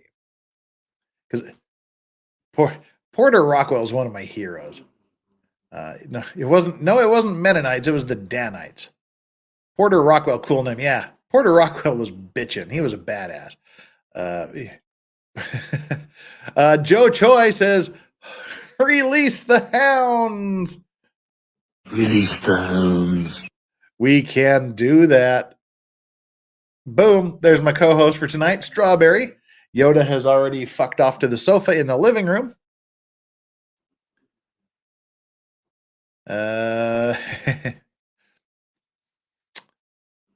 Mormon SS. They were kind of the enforcement arm. Been there, done that. Porter Rockwell was a homie. That's right. Been there, done that. Also a fellow Utah. The legends of Porter Rockwell abound. There's some Mormon history tonight. Yeah, we'll have to seriously. We'll get with Danny on direct, and we'll do a Danite stream one night. Talk about the Danites. All right. So thank you so much. We have released Doggo Cam. You can see how enthusiastic Strawberry is about about being here. It's Friday. The cleaning lady came today. She comes once every couple of weeks. So I take the dogs to the office with me. And when they're home, they just sleep. But when they're in the office, they never sleep. So I bring them home and then they just crash. So yeah, this is Strawberry after being in the office with me all day. Yes, that is true. Been there, done that. Joseph Smith was a candidate for president when he was killed. And he also sanctioned everything that Porter Rockwell did. So the Mormon brown shirts may not be too incorrect on that. But yeah, I promise you we will do a Danite stream at some point in the near future. Because there's lots of legal issues.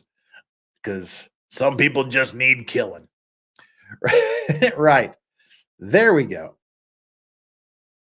They ride in a crate that I keep in the back of the Jeep. There's like a doggo crate.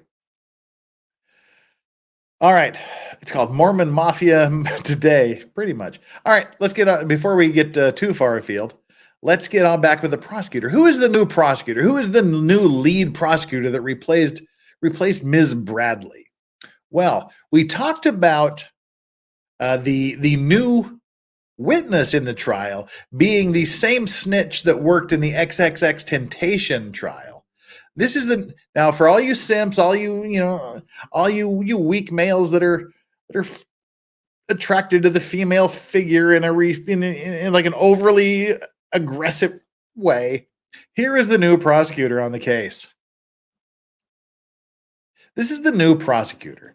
So get a good gander, men, and some of you women out there who like to gander. That is a very nice suit coat she's wearing, by the way. Looks to be like silk or satin of some sort. Here's the new prosecutor. So who is she, other than being like acceptably super hot? we get to look at her for the entire trial. So cool. There is that. Cheers. Oh my God, I just about closed everything. That would have been horrific. All right. Boomer moment avoided. All right, let's close this window before y'all get too agitated and excited. Everybody wants to, okay, we got smash, noise, smash, smash, wow, woof, woof. We get to see her dreaming, blah, blah, blah. Yeah, okay. We are not you, Jeff. Yes, you are. You're all me. Oh, Lord, she can lock me up. So who is she? And what is she doing here? Boo. Sorry, we have to take it down to move on to the next story. You degens. But, maybe that'll be because we have the $300 achievement, which is just me drinking this really horrific Korean single malt whiskey. Maybe the $200 achievement tonight will be, we just put her picture up as the background. Maybe that'll be it. I don't know. All right. Sorry, I was actually looking at her picture because I can still do that. But let's move on. Now, again, we ask, who is she? No, she's not Britney Spears, Jack Matt. You are incorrect. Bow chicka wow wow. No, that has nothing to do with it. Right. Alexandra Buckaloo will replace Broward County Assistant State Attorney Catherine Bradley in the Florida rapper's double murder trial. All right. Okay, fine, cool. Replace her, but who are you? Let's embiggen her. Hey, what's up, Mel? Andrew Buckaloo, a prosecutor who helped convict 3 men accused in the 2018 murder of XXXTentacion, has been assigned to YNW Melly's double murder trial. That's right. The prosecutor who handled the XXXTentacion trial is now the lead prosecutor in the YNW Melly trial. And the jail snitch she used to get the conviction in the XXXTentacion trial is now the prison snitch she's trying to use in the YNW Melly trial. There you go. The new prosecutor is bringing her own snitch from the previous trial of young black Florida rappers. That seems a little bit weird, doesn't it? Yeah. Oh, yeah. Keen. Oh, what a weird coincidence. Yeah, there's like zero fucking coincidence about that. Yeah, she's bringing her own snitch with her from the previous trial. So she puts 3 rappers in jail for life, and then she seeks the death penalty for another rapper, and she's going to use the same prison snitch to achieve that goal. There's a chin scratcher for you. Bobby Meatball says, well, at least she's hot. Mariah Edwards, give me a break. Right.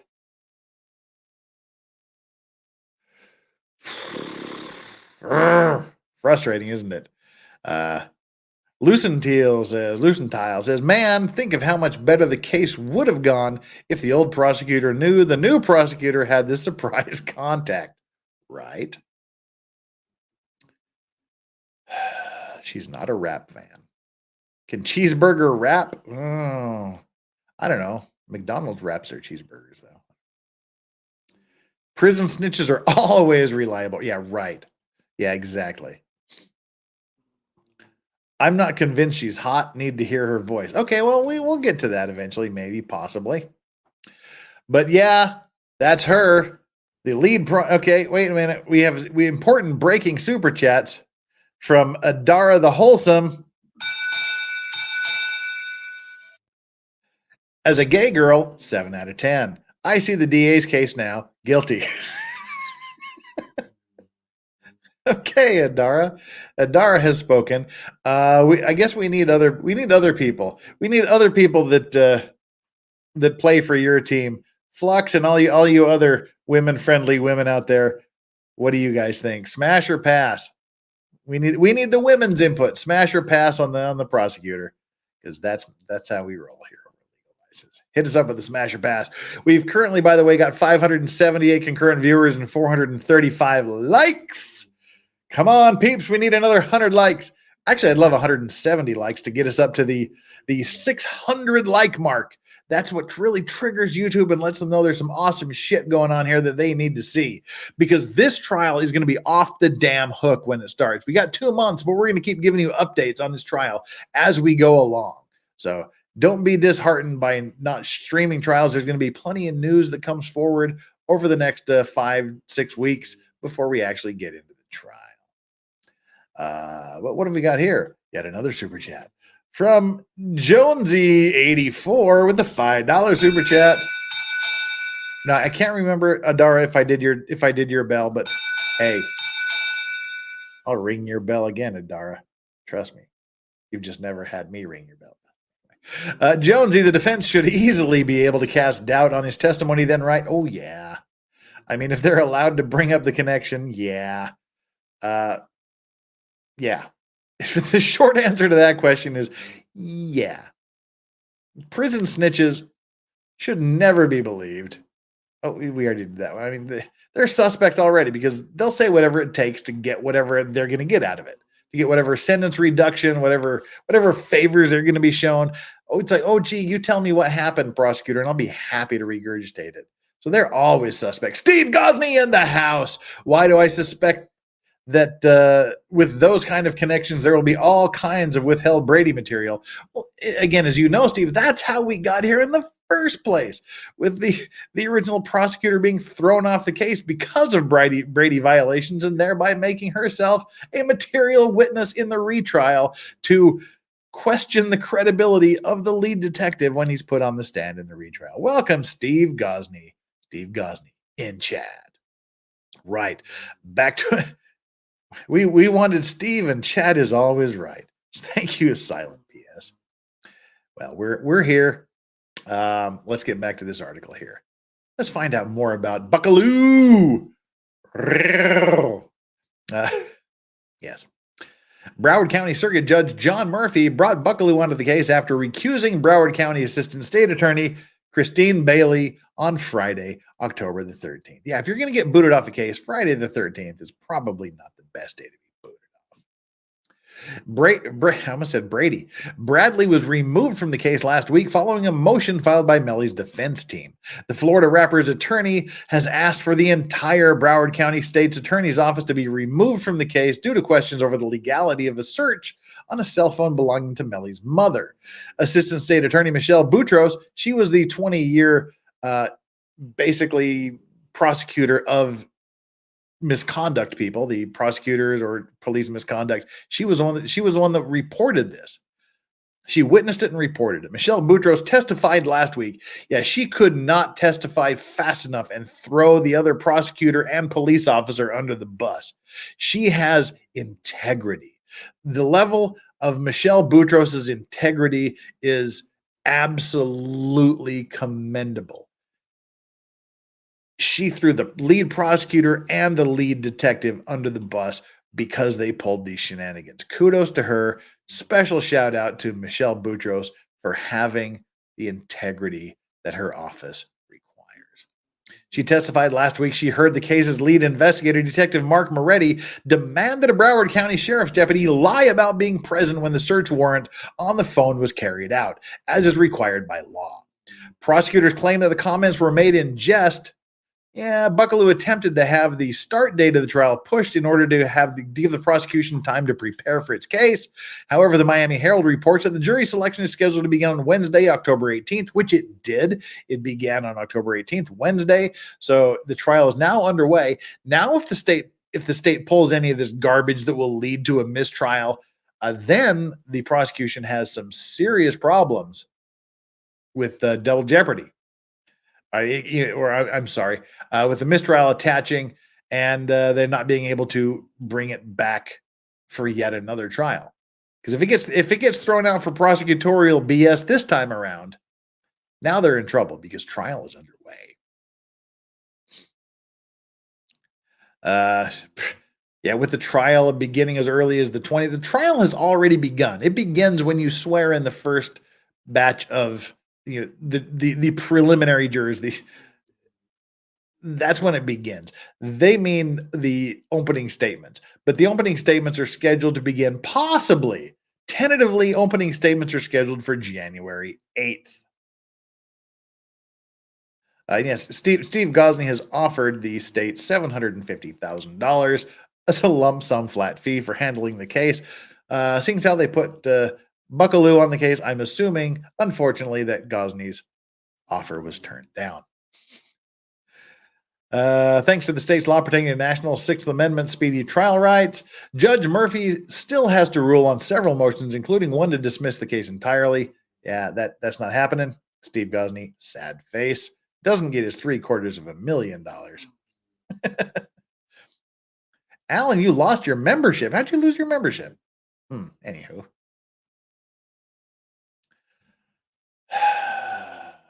Melly's okay. Last week, the judge said the court sessions on Fridays would be used to resolve the outstanding motion. It's like they have 30 motions to suppress evidence, to quash subpoenas, et cetera, et cetera. They've got 30 outstanding motions. So the judge is going to be trying to seat the jurors on Wednesdays and Monday, Tuesday, Wednesday, Thursday. Friday, they'll catch up and handle all of these motions. So hopefully all 30 of these motions will be resolved by the time opening statements start in January. Melly's accused of killing Anthony Williams and Christopher Thomas Jr. in a 2018 shooting. Prosecutors have accused the rapper of covering up the deaths to look like a targeted drive-by shooting. For a detailed look into Melly's case, read The Faders Explainer, or go back into my playlist and watch my YNW trial and post-trial live streams. You won't be sad. There's another good look of Strawberry. Strawberry is just all damn tuckered out today. Actually, she's over there, but to make me look at her like I'm looking at her, I have to look over to where she's not. She's over there, but the camera shows me over here. Yeah, that's the tuckered out Strawberry. Yoda is on the living room sofa, never to be seen today. All right. Well, there's some more information here. Let's watch what Law and Crime has to say about the new prosecutor being appointed, shall we? Oh God, Suvi K, this is far from over. No, we are just getting started. Gosney will be cast in season 3. Gosney, you just need to get your own team of prison snitches.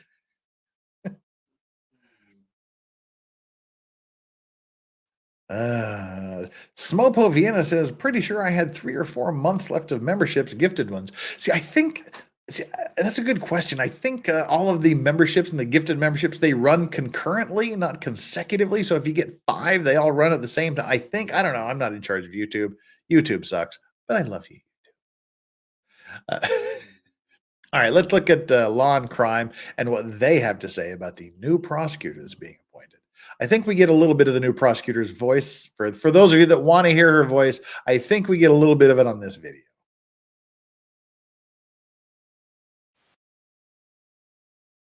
The state to prosecute the South Florida rapper's upcoming retrial. Assistant State Attorney Alexandra Buckaloo will now take the role of lead prosecutor, and she's no stranger to trying high-profile cases in Broward County. She was on the same prosecution team that successfully tried a case earlier this year, the trial of 3 men who were later convicted of murdering another Florida rapper.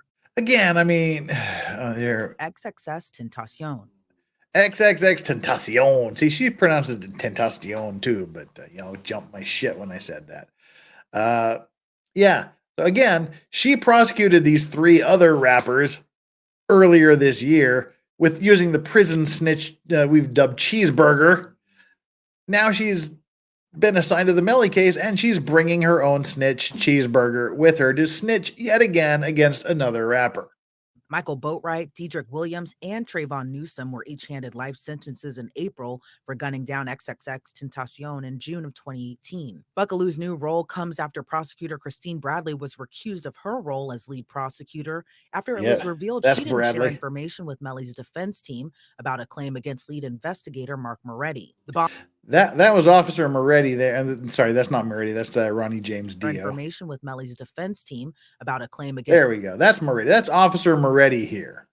This is the guy that solicited another police officer to commit perjury and falsify evidence. lead investigator, Mark Moretti. The bombshell claims came out in court last week with the that is Ms. Boutros there. She is a spitfire. This woman deserves all of the kudos you can possibly give her for having integrity and ethics to step forward and report not only the lead detective, but the lead prosecutor for the crap they pulled.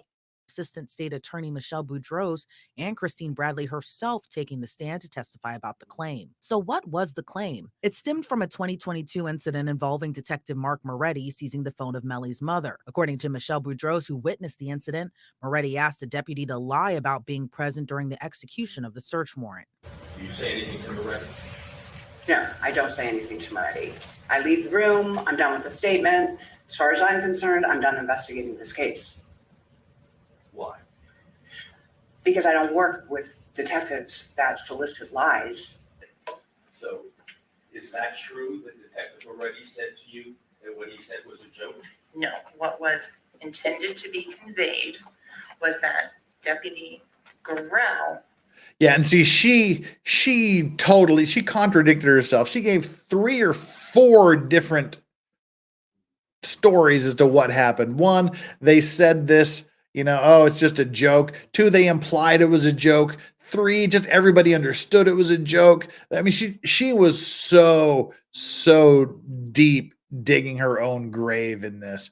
It was clear that she was being far less than truthful, and she was going to get sacked from the case. His response was flippant in nature. That was the joking aspect of it. Okay, so if somebody from your office sends out a Brady notice in this case, not authorized by you, correct? That is correct. And in that Brady notice that I just showed you, you're saying that there are incorrect statements of fact. That is correct. And the incorrect statement is that you were not told by Moretti that he was joking. That is correct. The indication has always been, and if it was inartfully conveyed in some point, the indication has always been that Deputy Gorell responded in a very flippant manner when asked. Yeah, she said he responded in a flippant manner, but she couldn't say what the flippant manner was. The deputy. She couldn't quote him. Detective Moretti. Does he say that in his report, Gorell? I don't believe so. Okay. So the flippant matter came from Moretti, and somehow you communicated that Moretti said it was a joke. Is that what we're putting together? I did not say that Moretti said that he had made a joke in any way, shape, or form. So See, listen to her. It's like, oh, I said this. Well, I didn't say that. Well, I implied this. Well, it was understood that it was this, but we didn't say this, to the point even where the lawyer's like, what did you say? And she can't say what Gorell and Moretti said. She just can't recall, or she doesn't. She's just obfuscating here, and it's clear, and it's frustrating everybody. And eventually, the judge just chucked her off the case. You never made the statement that Moretti said he was joking. My statement was at all times, and if it was ever not clear or misinterpreted by whoever was listening to it, was that Deputy Gorell made the statement that was of a flippant nature. Melly's defense team did not find out about the incident until nearly 2 months after Judge Murphy. Yeah, just a couple of weeks ago they found out. Judge Murphy later ruled that Bradley be removed from the case out of an abundance of caution, as the defense plans to call her as a witness in the upcoming retrial. Now, Buckaloo will be taking the helm. After taking on the new position, Buckaloo asked Judge Murphy for an extension to early 2024, citing that Bradley had been on the case for years. Myself and the co-counsel on the case, we just got this case 48 hours ago, and we know nothing. And in order to appropriately represent the state, and we'll still be at a disadvantage, because Bradley had this case for 5 years, she lived it. We will still be at a disadvantage. So if Your Honor's not willing to bring them back in January, at least give us till December to at least get up to speed on the case. But the judge... Yeah, see, this is the thing. We talked about this a little bit earlier. This is literally her on her first appearance as the new prosecutor in this deal going, well, the previous prosecutor, she had this for 5 years. We've only had it for 48 hours. What do you want us to do? We need more time. Well, the reason you've only had it for 48 hours is because of the nonsense and the BS that Bradley pulled and that the lead detective Moretti pulled. If they hadn't done all of this crap that they did, if they hadn't done all this bullshit they did, they would still be on the case and they would still be prosecuting it. But you can't say, oh, we need more time because our own office screwed up. That's just, I mean, that's just the gall of that just gets to me. It's like, oh, we screwed up and we behaved improperly, unethically, possibly illegally, and Detective Moretti possibly committed several felonies, including battery and possibly robbery. But we need more time because, you know, all of that led to the other woman who knew all about the case being thrown off. Sorry, I don't buy that, and I don't think you get it. The judge decided the trial will push through with the plan to begin questioning potential jurors in the retrial nearly 3 days after Buckaloo and new counsel took over the case. Rapper YNW Melly, whose real name is Jamel Dimmons, faces a possible death sentence if convicted of murdering his childhood friends and music collaborators, Anthony Williams, aka YNW Sack Chaser, and Christopher Thomas Jr., aka YNW Juvie. The two were killed after leaving a recording studio session back in October 2018. The state claims Melly is the trigger man, and the rapper used co-defendant YNW Bortland, whose real name is Cortland Henry, to stage the killings as a drive-by shooting. Melly has remained behind bars since his 2019 arrest, even after his first trial ended in a mistrial. Meanwhile, YNW Bortland, who previously was out on bond, got locked up just 2 weeks ago on allegations of witness tampering. After Melly's mistrial was declared, his defense team did not waive his right to a speedy trial, which runs out this Friday, October 20th. This means the state and their new prosecution team have to quickly put their case together ahead of jury selection, which is slated to Well, they don't have to on put it out October 18th. ahead of jury selection. For Melly's retrial could take weeks. Their plan is to bring in more than 100 potential jurors Wednesday 250, I heard. Process. Judge Murphy still has to rule on several outstanding motions, including on a motion to dismiss the case entirely. It's not going to be However, dismissed. given the swearing in of Alexandra Buckaloo, it's unlikely that'll be approved. Reporting for Law and Crime Network, I'm Elizabeth Milner. All right, a couple of things to say about that that are inspired here by comments. Smopo Vienna, she's a badass for doing that stuff. Yes, Ms. Boutros is a badass for, but okay, that's part of the frustration I have. The fact we're calling her a badass for doing her job, for doing what ethics rules, for doing what the law requires her to do. The fact we're calling her a badass for doing that should tell you about how broken the damn system is. Ginger with a soul says she's probably finding a different job right now. If only that were the case. She's probably going to be given a promotion of some sort because, you know, prosecutors. Steve Gosney has said, in all fairness, the system is working. Yes. Ms. Michelle Boutros did her job. Absolutely. The defense did their job. Yes. Sorry, my brain was processing. My brain was processing. I thought I said the prosecution was doing their job. It's like, okay, yeah, the defense definitely is doing their job. Boutros did her job. The defense did their job. The judge did his job. Yes.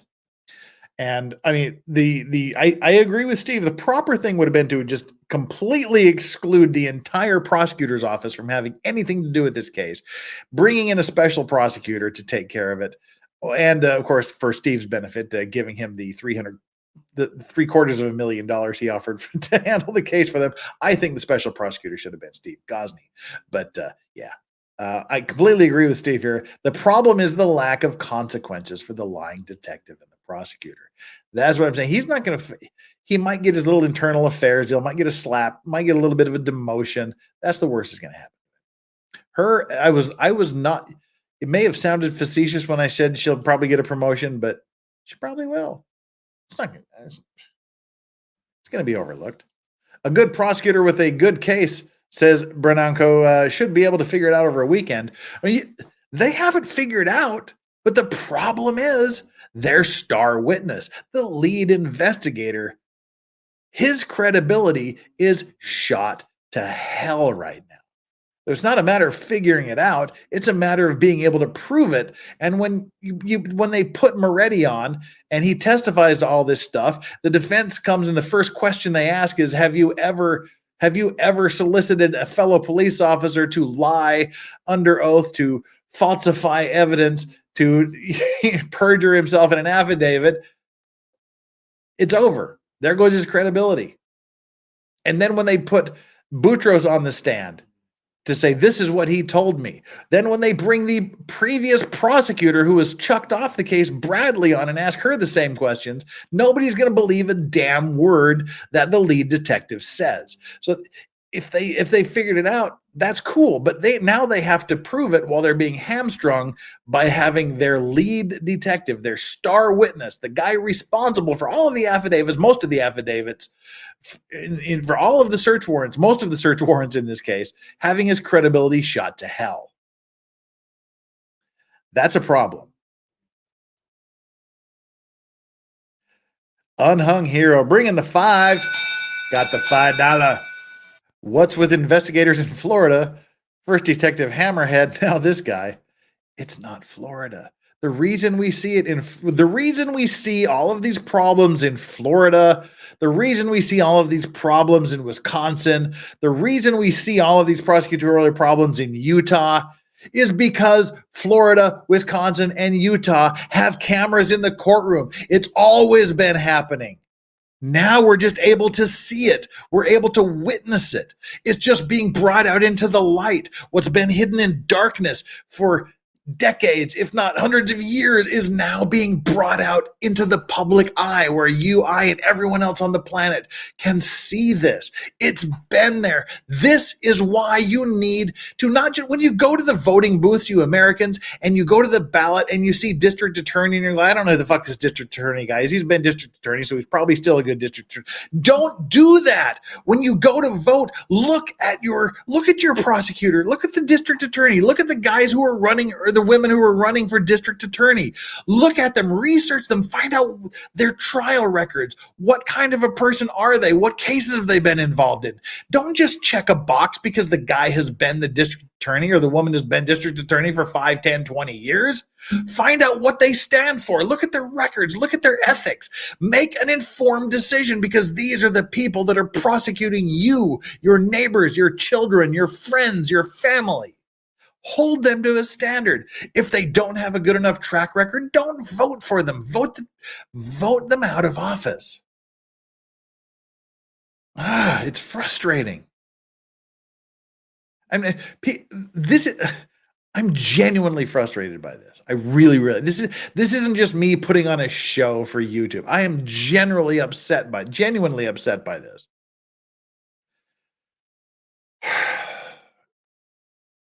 There's just no accountability, and there has to be that accountability.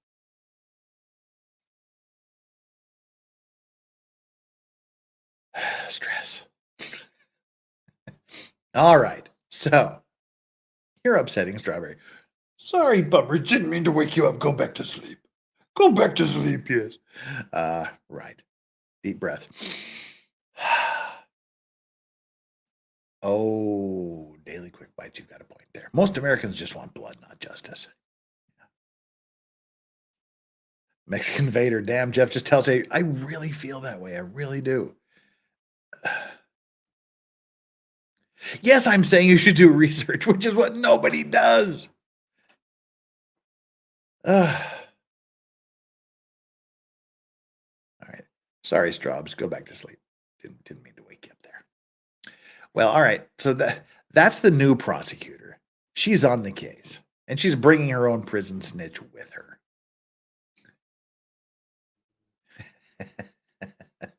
And Sonia or Chris with the $2 super chat. Sermon was so fire it woke up the dog. I'm sorry. You had a long day at the office with me, Strawberry. You deserve to sleep the sleep of the just. I need to take another dose of my blood pressure medication. I think I'm getting worked up here. But all right, that again, another thing, that was the prosecutor. So as I mentioned, YNW Bortland, he was out on bond under house arrest, but he was out on bond for a double murder trial. To me, the only logical explanation for why a defendant in Florida a defendant in a double murder trial would be out on bond is because he flipped. That's the only thing that makes sense to me. Whether he has or not, I don't know. But in my head, that's the only explanation that makes sense. He's flipped. But he intercoursed it up for himself, allegedly. Or maybe it's just the new prosecutor, because no sooner did the new prosecutor, Miss Buckaloo, get appointed to handle this case, then she went and had YNW Portland arrested on new charges. And at the same time, recharged YNW Melly with these additional charges. Hey, Steph the Alter Nerd in chat. What's up, Steph? Steph the Alter Nerd here, everybody. It's Steph the Alter Nerd. Good to see you here, love. Welcome, welcome, welcome. It's been a minute. So, as we were saying, the only reason, well, I shouldn't say the only reason, but no sooner did the new prosecutor get assigned to this case, she charged Portland and Melly with additional charges. Well, what are these charges? Let's take a look at these new charges against YNW Melly and YNW Portland. Another twist just released in the double murder trial involving South Florida rapper YNW Melly. Melly's co-defendant YNW Portland was booked into a Miami jail Monday night and is being held behind bars on an out-of-county warrant. We just confirmed the warrant is out of Broward County for witness tampering. The warrant obtained... So yeah, they've been charged with at least one count of witness tampering.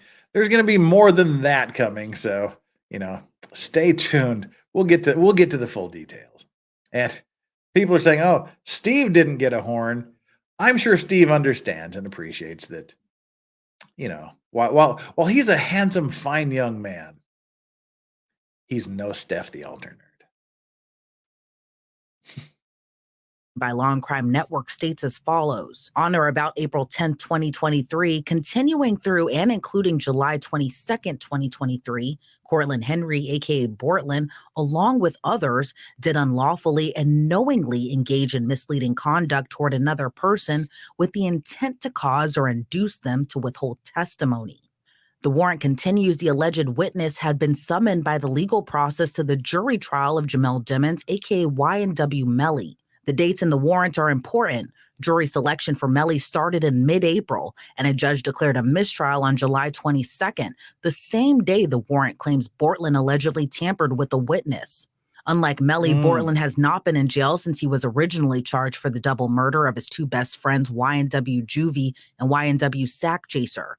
See, again, how do you get charged with 2 counts of murder, 2 counts of first-degree murder, and you're released on bond? You flip. You give information. You rat. That's the only explanation that will ever make sense to me. But oddly, he was not brought as a witness against Melly in the first trial. We'll just have to see. Due to COVID and jail overcrowding, Portland was conditioned to house arrest and was required to wear an ankle monitoring device. According to court records earlier this year, Portland moved to a new address that was approved by the court. However, details of where and exactly when are sealed. In March, a judge altered the conditions of his release, allowing him to go to church for 2 hours each week, stating otherwise he must remain at his house at all times. His attorney requested another hearing to change his conditions again, but a judge denied that request in June.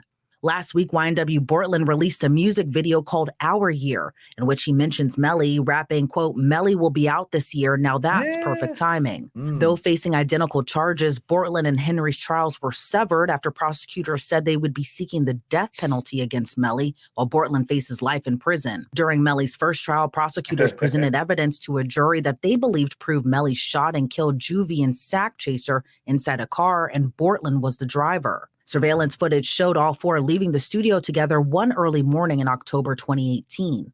Hours later, Portland drove to the Miami area hospital, claiming he was just in a drive-by. So yeah, for those of you who don't know, they're alleging that Melly was the shooter and Portland was the driver. Melly disappeared at some point.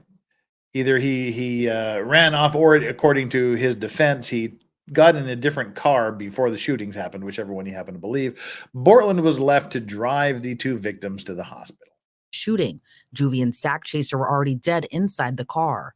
Investigators would later piece together a double homicide puzzle they believed was built on a lie, testifying in court that the evidence in the case pointed to the deadly shots being fired inside the car and that there was no evidence of a drive-by shooting. Jury selection for YNW Melly's next trial is scheduled to begin next week on October 9th. The state hopes to have a jury seated by the first week of November. YNW Bortland's trial was supposed to start this fall, but the judge pushed it back to January 2024. Bortland will most likely be transferred from Miami-Dade County to Broward County in the next few days for his first appearance in front of a judge. We'll make sure to keep you updated once we learn more. For Law and Crime Network, I'm Elizabeth Milner. Thank you, Elizabeth Milner. And Legendary Racing says, Steph does booby dances. Steve writes 6 books a month. Who do you think deserves the horn? Of course, Steph. That's a dumb question. And Stephen Gosney says, Steph the Alternerd has powerful milkshakes. They got Brucey fully funded. Steph the Alternerd, I'm going to send you some draft panels right now. See how great Bruce is looking. So go to stevegosney.com and you can order all of Steve's books. He's got some more. He's got another book. He said Brucey is his new dog book that's coming out, and we're going to be doing a big launch stream sometime around Thanksgiving on my stream. It'll be a big panel show with people involved. Steve Gosney will give you some more details later, and I will pass them on as well. Well, let's take a little closer look at some of these charges that are going on. These new charges, shall we? Got a couple of articles here to look through to shed a little bit of light. Then we'll actually read the charges. Alrighty, let's see here. Well, in bigness, YNW Melly accused of witness tampering as his murder retrial looms. Got some dog snoring going on back there. Fort Lauderdale AP. Florida prosecutors have charged rapper YNW Melly with witness tampering ahead of his retrial on double murder charges, even as his attorney accused them of conspiring to hide evidence that the lead detective may have lied in a related investigation. Now, again, these charges are completely separate from the murder trial. They will not be heard at the same time the murder trial is. They're totally separate charges, totally separate instances. So this is another trial for some point a million years in the future. Prosecutors charged Melly this week with making sure a key witness didn't testify in his first murder trial, which ended in July with a hung jury that voted 9-3 for conviction. See, that was the rumor, but if I swear I recall one of the jurors coming forward and saying, no, that's not what happened. It was the other way around. Maybe I'm living in La La Land and I'm misremembering, but I distinctly remember it was one of the victim's mothers that made that statement. And then one of the other jurors came forward and said, hey, no, that's not what happened. So anyway, beside the point, it was a mistrial regardless of what the vote was. Jury selection on the retrial for the 24-year-old rapper is set to start next week, with opening statements anticipated in early November. January 8th is the new date. Prosecutors said in documents released late Wednesday that Melly is with the Blood Street Gang. They say he used phone calls made by other jail inmates at his request and letters passed between them to get messages to Blood members on the streets. Those members successfully made sure a key witness didn't testify, prosecutors say. James Benjamin, Melly's attorney, told the Associated Press the tampering charges are clearly retaliation after he and law partner Daniel Aronson accused Broward County State Attorney Harold Pryor and his underlings of a cover-up. So again, that's what they charged him with this, and they're saying, no, that's just pure retaliation because we caught them and called them out for their improper conduct. He said Pryor, lead prosecutor Kristen Bradley, and others conspired to hide that the lead detective in the murder investigation has been accused by a prosecutor in their office of asking another law enforcement officer to lie in a related case. And they plan to call Pryor and other members from his office as a witness. A hearing on those motions is planned on Friday. We've already had the motion hearing. Let's see.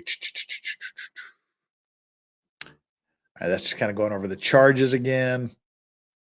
They've said their only remedy is a dismissal.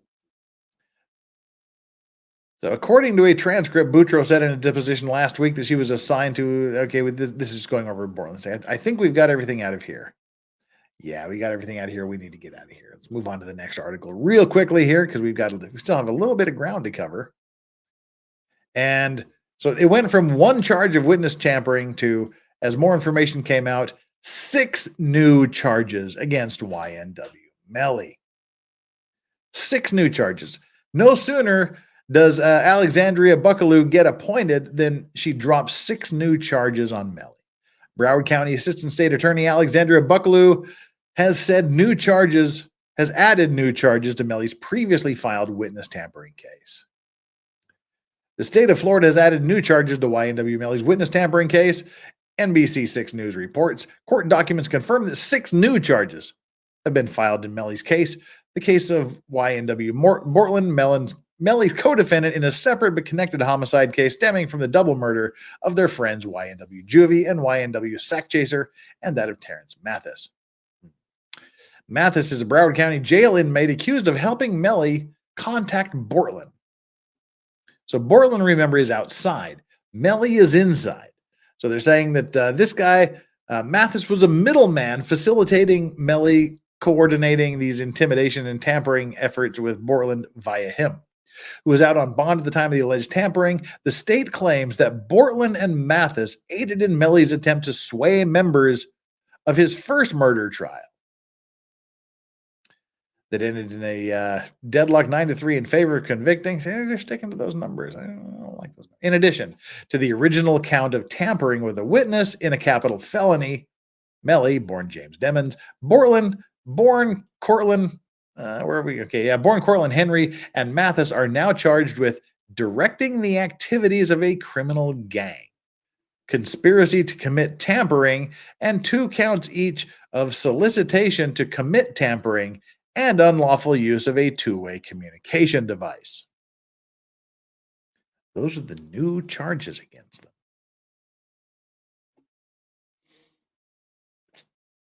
Right. Reporter Bryson, boom! Oh, we can do this. Bryson Paul, who has been closely covering Melly's trial, posted the state's instruction sheet to the Broward County clerk and the information document on new filings on X this morning, on Twitter this morning, October 18th, after they were published on the clerk's website on Tuesday. The faders reached out to members of Melly's defense team, but nobody's commenting. All right, there's Buckaloo. That's Bryson Paul. That's his Twitter account. And there's the documents. We can get into those later as because we got 5, 6, 8 weeks here to kill before the opening statements start. Jury selection for YNW Melly's double homicide trial started today. That was Wednesday, after new motions from both the defense and prosecution forced Judge John Murphy to delay the proceedings for 9 days. On Tuesday, October 17th, Judge Murphy approved Assistant State Attorney Alexandria Buckaloo, who helped convict 4 men accused of the 2018 murder of XXX Tentacion as the case's new lead prosecutor. ASA Kristen Bradley, who had led the prosecution of Melly's first murder trial, was recused from the case. She was kicked off the case on Friday the 13th. Buckaloo's approval effectively dashed any hope Melly's defense team had harbored of the case being dismissed outright before the trial began. True enough. Well, so what is some of the evidence they have against YNW Melly and Bortland that would support these additional charges? Let's first clear. Okay, we've got all of the super chats and the main things out of the way here. Steve Gosney. Dang it. There was a comment of yours I wanted to highlight, but I forgot. Shoot. Bob Bill said Harold Pryor was the scumbag that did the bullshit prosecution of Scott Peterson, Parkland shooting school resources officer. Well, he's essentially in Florida, I believe, and Steve Gosney can correct me. They call them state's attorneys, but they're essentially the district attorney for the county. But yeah, so he's basically in charge of everything. Wait, does that mean the case will get longer? No, these witness tampering charges and the other charges related to that are completely separate, will be handled under completely separate charges and prosecutions and whatnot. They're not tied to this case. They're related to the case, but they're not being heard at the same time.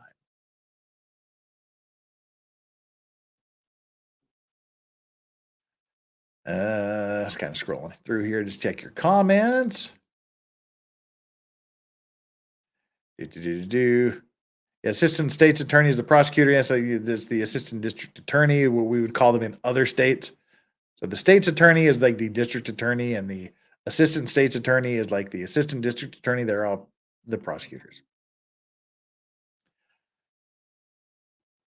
Okay, so let's take a look at what was some of this evidence that led to these additional charges, allegedly. Well, YNW Bortland's alleged Instagram DMs with state witness in YNW Melly murder trial included in witness tampering paperwork, says a report.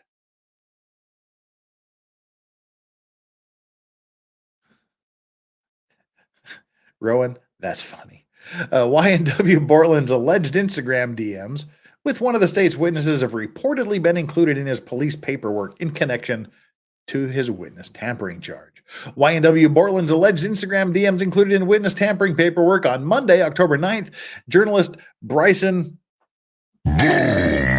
Paul, who has been closely covering YNW Melly's double murder case, disclosed on X, formerly known as Twitter, that the prosecution in YNW Melly and YNW Bortland's double murder case had reportedly filed a 36-page arrest paperwork document for the added witness tampering charges against YNW Bortland, who was arrested on October 2nd. Again, dude was out on bond on a double murder case, and now he's back in jail. Eeks.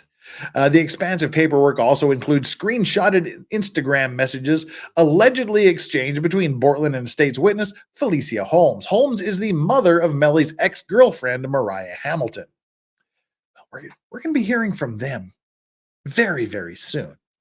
In the screenshotted images, Bortland allegedly told Holmes, "Chill, Ma," after she said she would have her cousins drop Melly's infested beer. What? After she would have them drop Melly's infested beer. Would you gentlemen care to order your dinners? Bet, babe. Slide a piece of the porter. Drinks, I run the job. Look at here. I can dig grease and trumpet on some butter and drag him through the garden. Holmes then proceeded to extensively criticize Bortland and YNW Melly, whose double murder trial ended in a mistrial back in July. Holmes had previously been treated as a hostile witness during that trial. Yes, if you'll recall, she was the one of the first witnesses that got all up in the prosecutor's grill, and she was extremely offensive, saying that the prosecutors hounded her, persecuted her, basically tortured her. She was not cooperating with the prosecutors. Now they're saying this is why. I know it means bitch. I think it's funny. I know. I was just being witty and fun. Right. So yeah, she was definitely not cooperating the first time around. She was upset and quite angry. Holmes had been previously treated as a hostile witness during that trial, and in the Instagram DM seems to imply that Bortland attempted to pay off Holmes and Hamilton to not testify. "Leave my baby alone," Holmes wrote in part. "She don't give a damn about Melly, and if she did, she'll testify on his ass and yours too. If I call the prosecutor and tell them I've been in contact with you and you fucking with me, my child, your ass going in." Holmes continued, "Melly a snake. And just like he did sack Juvie, his mom, and redacted you next. God don't bless this mess. That's the devil's money. So leave her the fuck alone." Holmes went on to ask Bortland to add, "Mariah don't need his money. She's always lived good and will continue. Melly's not the only N-word with money, and at least I know she won't be harmed." XXL, again, my size if you're sending clothing my way, has reached out to the Florida State Attorney's Office and YNW Bortland's attorney for comment. So apparently there's some DMs, Twitter DMs that have been serving as the basis for these charges. Well, what's some of the other evidence they may have against him? Should we see? Let's see. Again, not the greatest thing ever. But, YNW Portland arrested with maps showing where jurors in YNW Melly double murder trial are sitting. Report says. Again, this is by XXL Mag. YNW Portland was reportedly arrested with maps showing where jury members in the first YNW Melly double murder trial were sitting, despite not attending the trial. He wasn't there, but he's got maps, or seating charts, I guess would be the better word. He's got seating charts showing where the jurors were sitting. As the court prepares for YNW Melly's retrial, more details have come to light concerning the arrest of his co-defendant YNW Portland for witness tampering. On Thursday, October 12th, journalist Paul Bryson, who has been covering Melly case extensively, shared documents on X, formerly known as Twitter, that the state recently submitted into evidence. They include drawings that were reportedly found in Portland's home on October 2nd, when he was taken into custody and charged with witness tampering. The drawings, which can be seen below, appear to depict the jury box in YNW Melly's first trial and include descriptions of what each jury member looks like. A couple jurors are even mentioned by name. The discovery is even more eyebrow-raising considering Portland was not in attendance for Melly's trial. XXL has reached out to the Florida State Attorney's Office and YNW Portland's attorney for comment. Well, as a result of the discovery, the prosecution in the case has asked for the jury members at the retrial to remain anonymous and numbers be used to identify them instead. There is evidence that suggests potential or seated jurors in the upcoming jury trial will be subjected to improper outside influences or harassment. Prosecutor Christine Bradley, who is no longer on the case, wrote in her motion on Tuesday, October 10th. Bradley was removed from the case on Thursday, October 12th. Last week, both YNW Melly and YNW Portland were charged for witness tampering, with Portland's arrest coming following a raid on his home on October 2nd. Melly, who is already in custody, was charged with the same crime the following day. Police say both men conspired via third-party texts and phone calls to stop Melly's ex-girlfriend, Mariah Hamilton, from testifying against the rapper. Both Melly, born Jamel Demons, and Portland, born Cortland Henry, are accused of the 2018 murders of, we know all this, YNW Juvie, YNW Sack Chaser. They're both supposed to face trial in January. Right here. Yeah, this is Bryson. Paul. Here are the images of alleged notes discovered during the home raid of YNW Portland's home last week, filed in Broward County, clerks by the state, blah, blah, blah. Ms. by name, white boy, glasses, bun black, bald mask. I don't know what bald mask means, but that sounds like a ball gagger or something like that. We got a bald mask, white lady, there's white boy, white lady, glasses, bun black, bald black, Mr. So-and-so, old lady, redhead, ready to go, Spanish lady, and Hispanic. So that's the seating chart apparently for the jurors. That's not the best thing to be caught with, especially if you weren't at the trial. He's bald and wearing a mask. I certainly hope, but it was spelled bald, like bald, not bald, bald.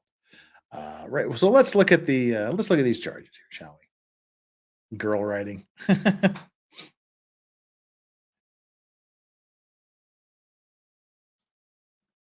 right, let's see how embiggened we can get this. Here we go. Co-defendants Terrence Mathis and Cortland Henry. They're co-defendants of Jamel Demons. Embiggen this some more there. Yeah, we can.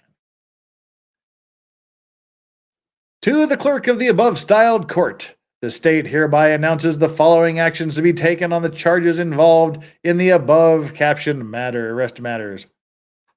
So we have count 1. Tampering with witnesses in a life or capital case. Directing the activities of a criminal gang. solicitation on felony, and tampering with witnesses in a life or capital case. So it seems like they're charging with tampering with more than one witness because they've been charged twice. Conspiracy, sorry. The first one is tampering. The final one on 4 is conspiracy to tamper with a witness in a life or capital case. And this is a capital case.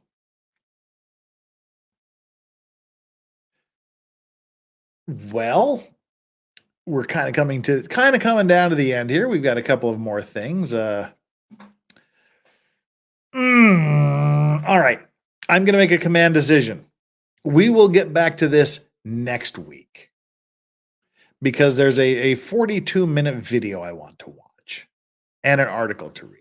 So we'll address this next week. We've got lots of updates to keep us going for the next 6 to 8 weeks before the trial starts, supposedly scheduled for January 8th, the opening. Okay, I just made the same mistake.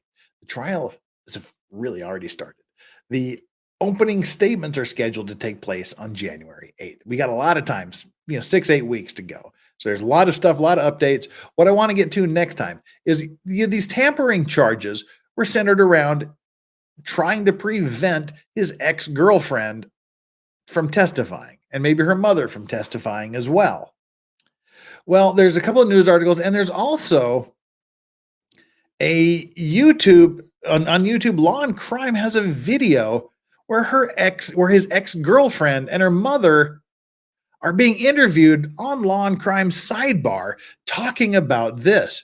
And they're claiming that the police are threatening to lock them up if they don't tell them what they want to hear, etc., etc. So although YNW Melly and YNW Portland have been charged with witness tampering, those witnesses in their interviews and comments apparently seem to be stating that it was the prosecutor that was doing this, not YNW Melly.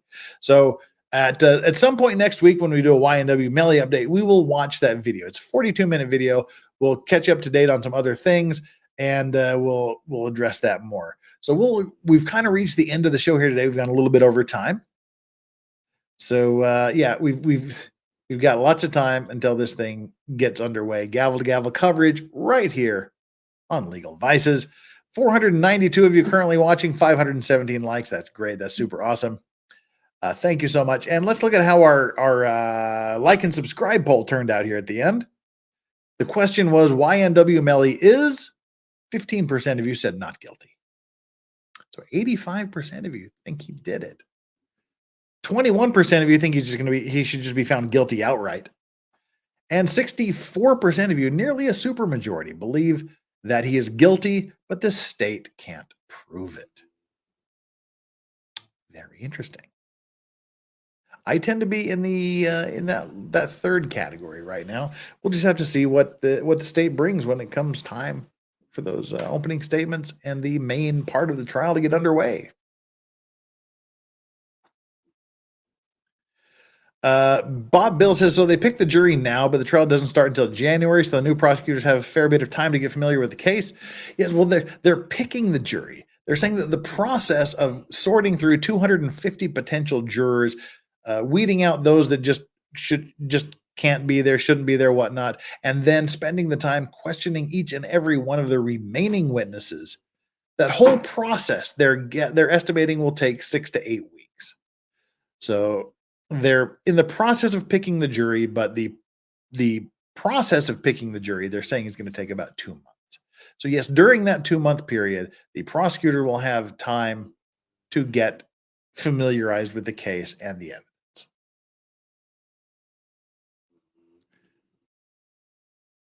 All righty then. That brings us essentially up to date. We'll catch up next week with some more details and some more updates. Monday will be a Maritime Monday. I'm hoping to do an Alex Murdoch update on Tuesday with a local news source there and give us some super insight into the situation. We'll also be doing Johnny Depp and Amber Heard sidebar dramatic readings. Should be the final chapter this time around. I know I've said that 3 weeks in a row, but it should be. We'll be doing our O.J. Simpson stream. The O.J. Simpson stream is winding down. It's time to move on to a new trial, I believe. Like a new old trial for our chill stream. And then our probably an open phones Friday kind of thing. We'll see how it goes. That's what's coming up in the next week. In about 40 minutes, I will be over on Laid Back News. Give that a search. So if you have any desire to see more of me, go over to Eric Huntley's Laid Back News. I don't know if the Gauze Master will be there. There's a good possibility the Gauze Man will be there. I don't know. Hopefully. Chandler Remington should be there as well. Mods, thank you so much for being here and doing your moddy best. Digger 420, Alan, Joe Choi, Alabama Rose, Flux, Steve Gosney, and all the other mods, Alan 69, it's everybody, all you mods are great. JKD Buck, the mod who doesn't want to be a mod but is still a mod. All of you guys and more that I haven't named. Thank you so much for being super mods. Chat, Legal Vices chat is the best chat there is on the entire internet. Hands down, no questions asked. I couldn't do this without you guys in chat, without the Vice Squad chat. I wouldn't want to do this without you guys, the Vice Squad chat. You're the only reason I'm here. Thank you so much for your kindness, your generosity, your support. I honestly cannot thank you enough for being so cool and so supportive of me. Well, I'll keep it up. You keep it up, and we'll be happy as we go along. How does that sound? And all right, I guess until we meet again on Maritime Monday or over on Laid Back News in about 40 minutes, I'm Legal Vices, thanking you for being here, thanking you for watching the YNW Melly update, and inviting you to come back next time for more. I think whatever you do and whoever you do it with, make sure you always enjoy your legal vices. Larax out.